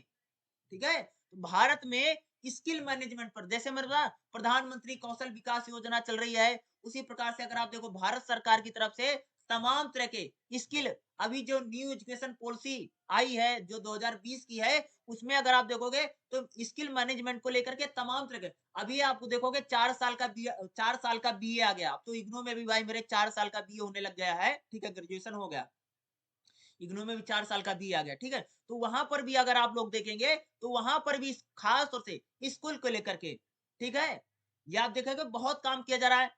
ग्रेजुएशन में भी इतने सारे सब्जेक्ट डाले जा रहे हैं, खास तौर जो स्किल मैनेजमेंट को हो, ठीक है, स्किल आधारित कोर्स हो। क्यों किया जा रहा? ताकि लोगों में स्किल आए और वह किसी रोजगार को कर सकें, किसी काम को करें। वह नौकरी मांगने नहीं, बल्कि नौकरी देने वाले व्यक्ति बने। तो अगर आप देखें प्रेजेंट टाइम में, अगर आप जो भारत सरकार है राष्ट्रीय कौशल योग्यता ढांचा को बना रही है, ताकि आज का जो हमारा एजुकेशन सिस्टम है, वह जो पहला पुराना सिस्टम था कि भाई सिर्फ रटना है और किताब में जाकर के लिख देना। पहले हम लोग रटने पर ध्यान देते थे, रट्टू तोता वाली जो विद्या हमारे यहाँ पर, ठीक है, वो चलती थी। लेकिन आज की जो एजुकेशन क्या है भाई, स्किल पर चलती है। आपको कुछ आपको आएगा तो अभी तभी आपका कोई काम चलेगा। और एजुकेशन भी इस प्रकार से बनाई जाए ताकि लोग कुछ सीख सकें, ताकि वह जाकर के कोई नौकरी, कोई रोजगार, कोई दुकान धंधा कुछ काम स्वयं कर सकें। इस प्रकार से अगर आप देखेंगे तो भारत में राष्ट्रीय कौशल योग्यता को बढ़ाने के लिए सरकारें जो है तमाम तरह के प्रयास कर रही हैं।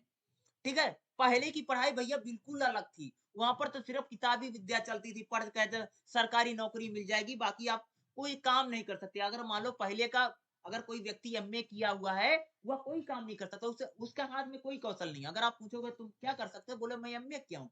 क्या कर सकते हो? मैं एमए किया हूँ। ये क्या है? ना वो कुछ कर सकता है, ना बिजली का काम कर सकता है, ना प्लम्बिंग का काम कर सकता है, ना वो अच्छा खाना बना सकता है, ना कोई काम कर सकता है क्या? तो आज की सरकार का जो उद्देश्य है यही है कि कौशल बढ़ाओ, यानी जो व्यक्ति पढ़ा लिखा हो उसमें हाथ का हुनर होना बहुत ज्यादा जरूरी है। वह कोई ना कोई हाथ का काम जानता, सिलाई जानता हो, कढ़ाई जानता हो, बुटुक जानता हो, मेहंदी लगाना, यानी कोई ना कोई काम जानता हो।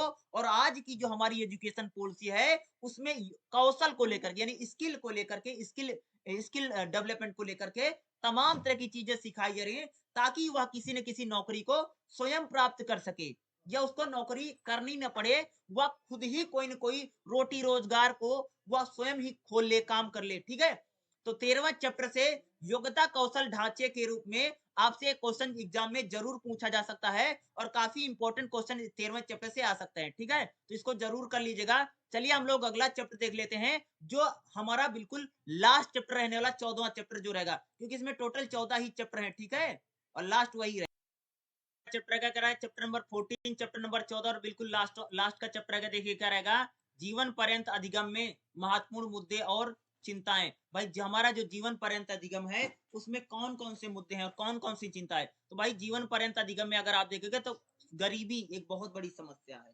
भाई आज अगर आप देखोगे गरीब आदमी बिल्कुल भी पढ़ाई नहीं कर सकता, तो संपूर्ण गरीबी के लिए जीवन पर्यंत बुनियादी शिक्षा। तो अगर जो गरीबी इस वजह से व्यक्ति भी शिक्षा को नहीं ग्रहण कर पा रहा है, यह भी क्या है, एक बहुत बड़ा मुद्दा है और बहुत बड़ी चिंता का विषय है। अगर आप देखेंगे तो हमारे देश में हर व्यक्ति की जो फाइनेंशियल पोजीशन है, ठीक है, जो पैसा है, भाई सबके पास तो पैसा है नहीं। और अगर आप देखेंगे लगातार हमारे देश में जो शिक्षा है वह महंगी होती जा रही है। कैसी होती जा रही भैया? महंगी होती है। अरे इग्नू में देखो साल दर साल फीस बढ़ता चला जा रहा है जो सरकारी है। प्राइवेट में देखो इतना पैसा आ गया है। मैं तुमको बता दूं कि ऐसी ऐसी यूनिवर्सिटी भाई मेरे, कि बीए करवाने के 3 साल का बीए का 40 लाख मांग रही। कितना? 40 लाख रुपीज में बीए हो रहा है इस देश में।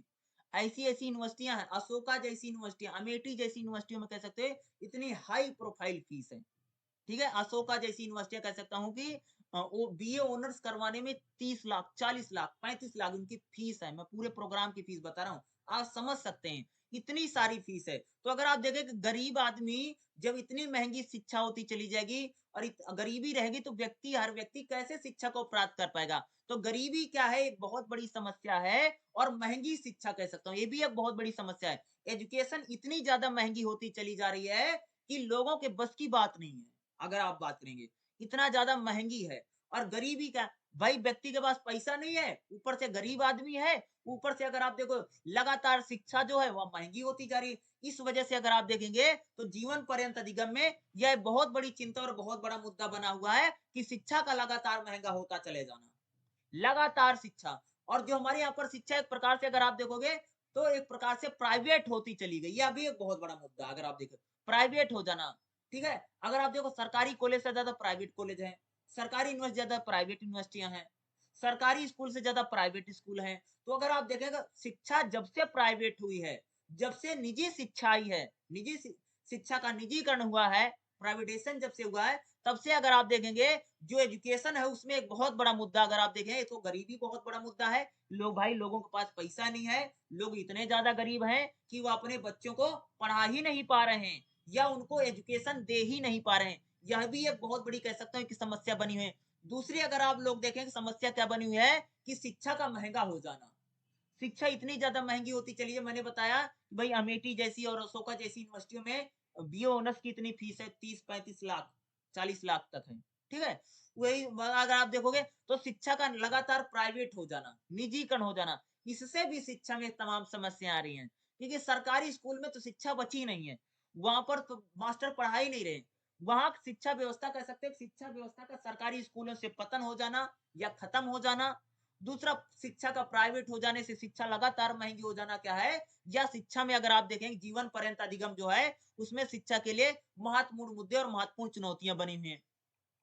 उसी बात अगर आप देखें कि जीवन पर्यंत अधिगम में उभरती जरूरतें और भविष्य क्या है, और हमारा जो खास तो हमारा जो जीवन पर्यंत अधिगम है उसकी जरूरत बहुत ज्यादा है। भाई आदमी को जीवन भर सीखना चाहिए, ये सबसे बड़ी जरूरत है आज। क्योंकि शिक्षा को ये नहीं कि आप स्कूल कॉलेज तक ही शिक्षा को प्राप्त करते हैं, बल्कि जो शिक्षा है वह हमारे पूरे जीवन पर्यंत, आदमी जन्म से लेकर के मृत्यु तक ही सीखता रहता है। इसलिए क्या है, शिक्षा की बहुत ज्यादा जरूरत है। ठीक है, शिक्षा इसलिए जरूरी नहीं कि आपको नौकरी के लिए नौकरी प्राप्त करनी है, बल्कि शिक्षा इसलिए जरूरी है ताकि हम, भाई पढ़ा लिखा आदमी तो कुछ भी काम कर सकता है। अरे भाई जिसकी पढ़ाई है, जिसकी एजुकेशन है, वो तो जीवन में कुछ भी कर लेगा। ठीक है, ऐसा नहीं है कि वो जाकर के कल जाकर नौकरी का फार्म भरेगा सरकारी नौकरी का, बल्कि जो पढ़ा लिखा व्यक्ति है वह तो कुछ भी कर सकता है। अगर मैं बताऊं पढ़ा लिखा आदमी है, भैया लेबर भी करेगा, क्या करेगा, लेबर का काम, मजदूर का काम करेगा। तो अगर मान लो ईंटें धोता, क्या देता, ईंटें धोता है, तो कुछ दिन के बाद देखोगे मिस्त्री बन जाएगा, और कुछ दिन बाद देखोगे तो ठेकेदार बन जाएगा। क्या है, शिक्षा की ताकत है। और जो नॉर्मल आदमी लेबर बनेगा ना, जो लेबर है जो ईंटें धो रहा है, वो जिंदगी भर ईंटें ही धोएगा और हमेशा मिस्त्री से पूछेगा कि ये करना वो करना। कहने का मतलब कि अगर व्यक्ति एजुकेशन रहेगी, अगर पढ़ा लिखा रहेगा, तो व्यक्ति का जो विकास है बहुत तेजी से होता है। पढ़ाई का महत्व है, यानी आपका जो डेवलपमेंट है, जो यानी आप कोई भी काम करोगे, छोटे से छोटा काम शुरू करोगे, आप बड़े से बड़े तक पहुंच सकते हो। ये क्या है, शिक्षा का सबसे बड़ी उम, क्या बहुत ज़्यादा प्रभाव है। और अधिगम के लिए जीवन पर्यंत शिक्षा की ज़रूरत भी है भाई। क्योंकि हमें जीवन भर सीखेंगे, तब हम शायद हम कह सकते हैं हम अपने जीवन को ज़्यादा बेहतर बना सकते हैं। और जीवन पर्यंत अधिगम में अगर आप देखोगे मुद्दे बोलो या चुनौती क्या है, कि मुद्दा यह है कि हमारे जीवन पर्यंत जो अधिगम है उसमें कौशल नहीं है। स्किल्ड नहीं है खास से। हमारी जो पुरानी एजुकेशन है अगर आप देखेंगे तो उसमें क्या है भाई, उसमें रटने वाली विद्या भर रखी है, उसमें स्किल कुछ है नहीं। तो जीवन पर्यंत जो अधिगम है, जीवन कौशल, यानी हम अपनी लाइफ को कैसे जिए, हम अपने जीवन को कैसे जिए, और हम अपने जीवन में स्किल को कैसे लें, कौशल को कैसे लें, ताकि हम कोई नौकरी ना मांगे, बल्कि हम कोई अपना रोजगार कर सकें, कोई काम कर सकें। इसकी क्या है, यह भी एक बहुत बड़ी समस्या अगर आप देखेंगे तो जीवन पर्यंत जो अधिगम है उसमें कौशल नहीं है, अगर आप देखेंगे स्किल नहीं है। अगर आप हमारी एजुकेशन पॉलिसी को देखेंगे तो पूरी एजुकेशन पॉलिसी आपको इसी प्रकार से आपको हमारी दिखाई देती है कि उसमें कौशल की अगर आप देखेंगे तो एक प्रकार से शून्य दिखाई देता, नहीं दिखता कि उसमें स्किल नहीं है। इसलिए अगर आप देख रहे हो ना, आज प्रेजेंट टाइम में जो सरकार है वह तमाम जो बदलाव कर रही है, 4 साल का बीए, 4 साल का बीएड, या एजुकेशन में इतनी सारी जो चेंज कर रही है, ताकि उसको हम स्किल्ड बना सकें, कौशल सिखा सकें लोगों को। इसलिए यह भी एक बड़ी समस्या है। जीवन पर्यंत अधिगम को बढ़ावा देने में सरकार की बड़ी भूमिका है। भाई अगर शिक्षा को बढ़ावा देने में खास तौर पर कहें कि हमारा जो जीवन पर्यंत अधिगम है उसमें सरकार की तो भाई सबसे बड़ी भूमिका है ही। सरकार के बिना तो कुछ हो ही नहीं सकता। सरकार नियम कानूनों को लचीला बना सकती है। सरकार आज देखोगे हमारा जो सरकार है फीस कम कर रही है, या अगर आप देखो सरकार जीवन पर्यंत अधिगम में खास तौर से अगर आप देखोगे ऐसा लेकर के आ रही ताकि लोग जो है वह स्किल सीख सकें, कौशल को सीख सकें। तो जीवन पर्यंत अधिगम में अगर आप देखेंगे तो उसको बढ़ावा देने में सरकार जो है उसका तो भाई तमाम तरह की सरकारें नीतियाँ बना करके, तमाम योजनाएँ बना करके और तमाम कार्यक्रमों को बना करके क्या कर रही हैं अधिगम को यानी लर्निंग को बढ़ाने का काम कर रही हैं और शिक्षा को विस्तार देने के काम में अगर आप देखेंगे तो सरकार की एक बड़ी भूमिका हमको दिखती है और सबको दिखती भाई कि सरकार तमाम तरह के काम कर रही है कि ताकि और जो हमारे गैर सरकारी संगठन है अगर आप देखें, अगर आप देखोगे जो गैर सरकारी संगठन है जीवन पर्यंत अधिगम को बढ़ावा देने में अगर आप देखेंगे जैसे एनजीओ हैं उनकी भी एक बहुत बड़ी भूमिका अगर आप देखेंगे बहुत होती है अभी वह भी लोग अगर आप देखोगे तो जीवन पर्यंत अधिगम को बढ़ावा देने में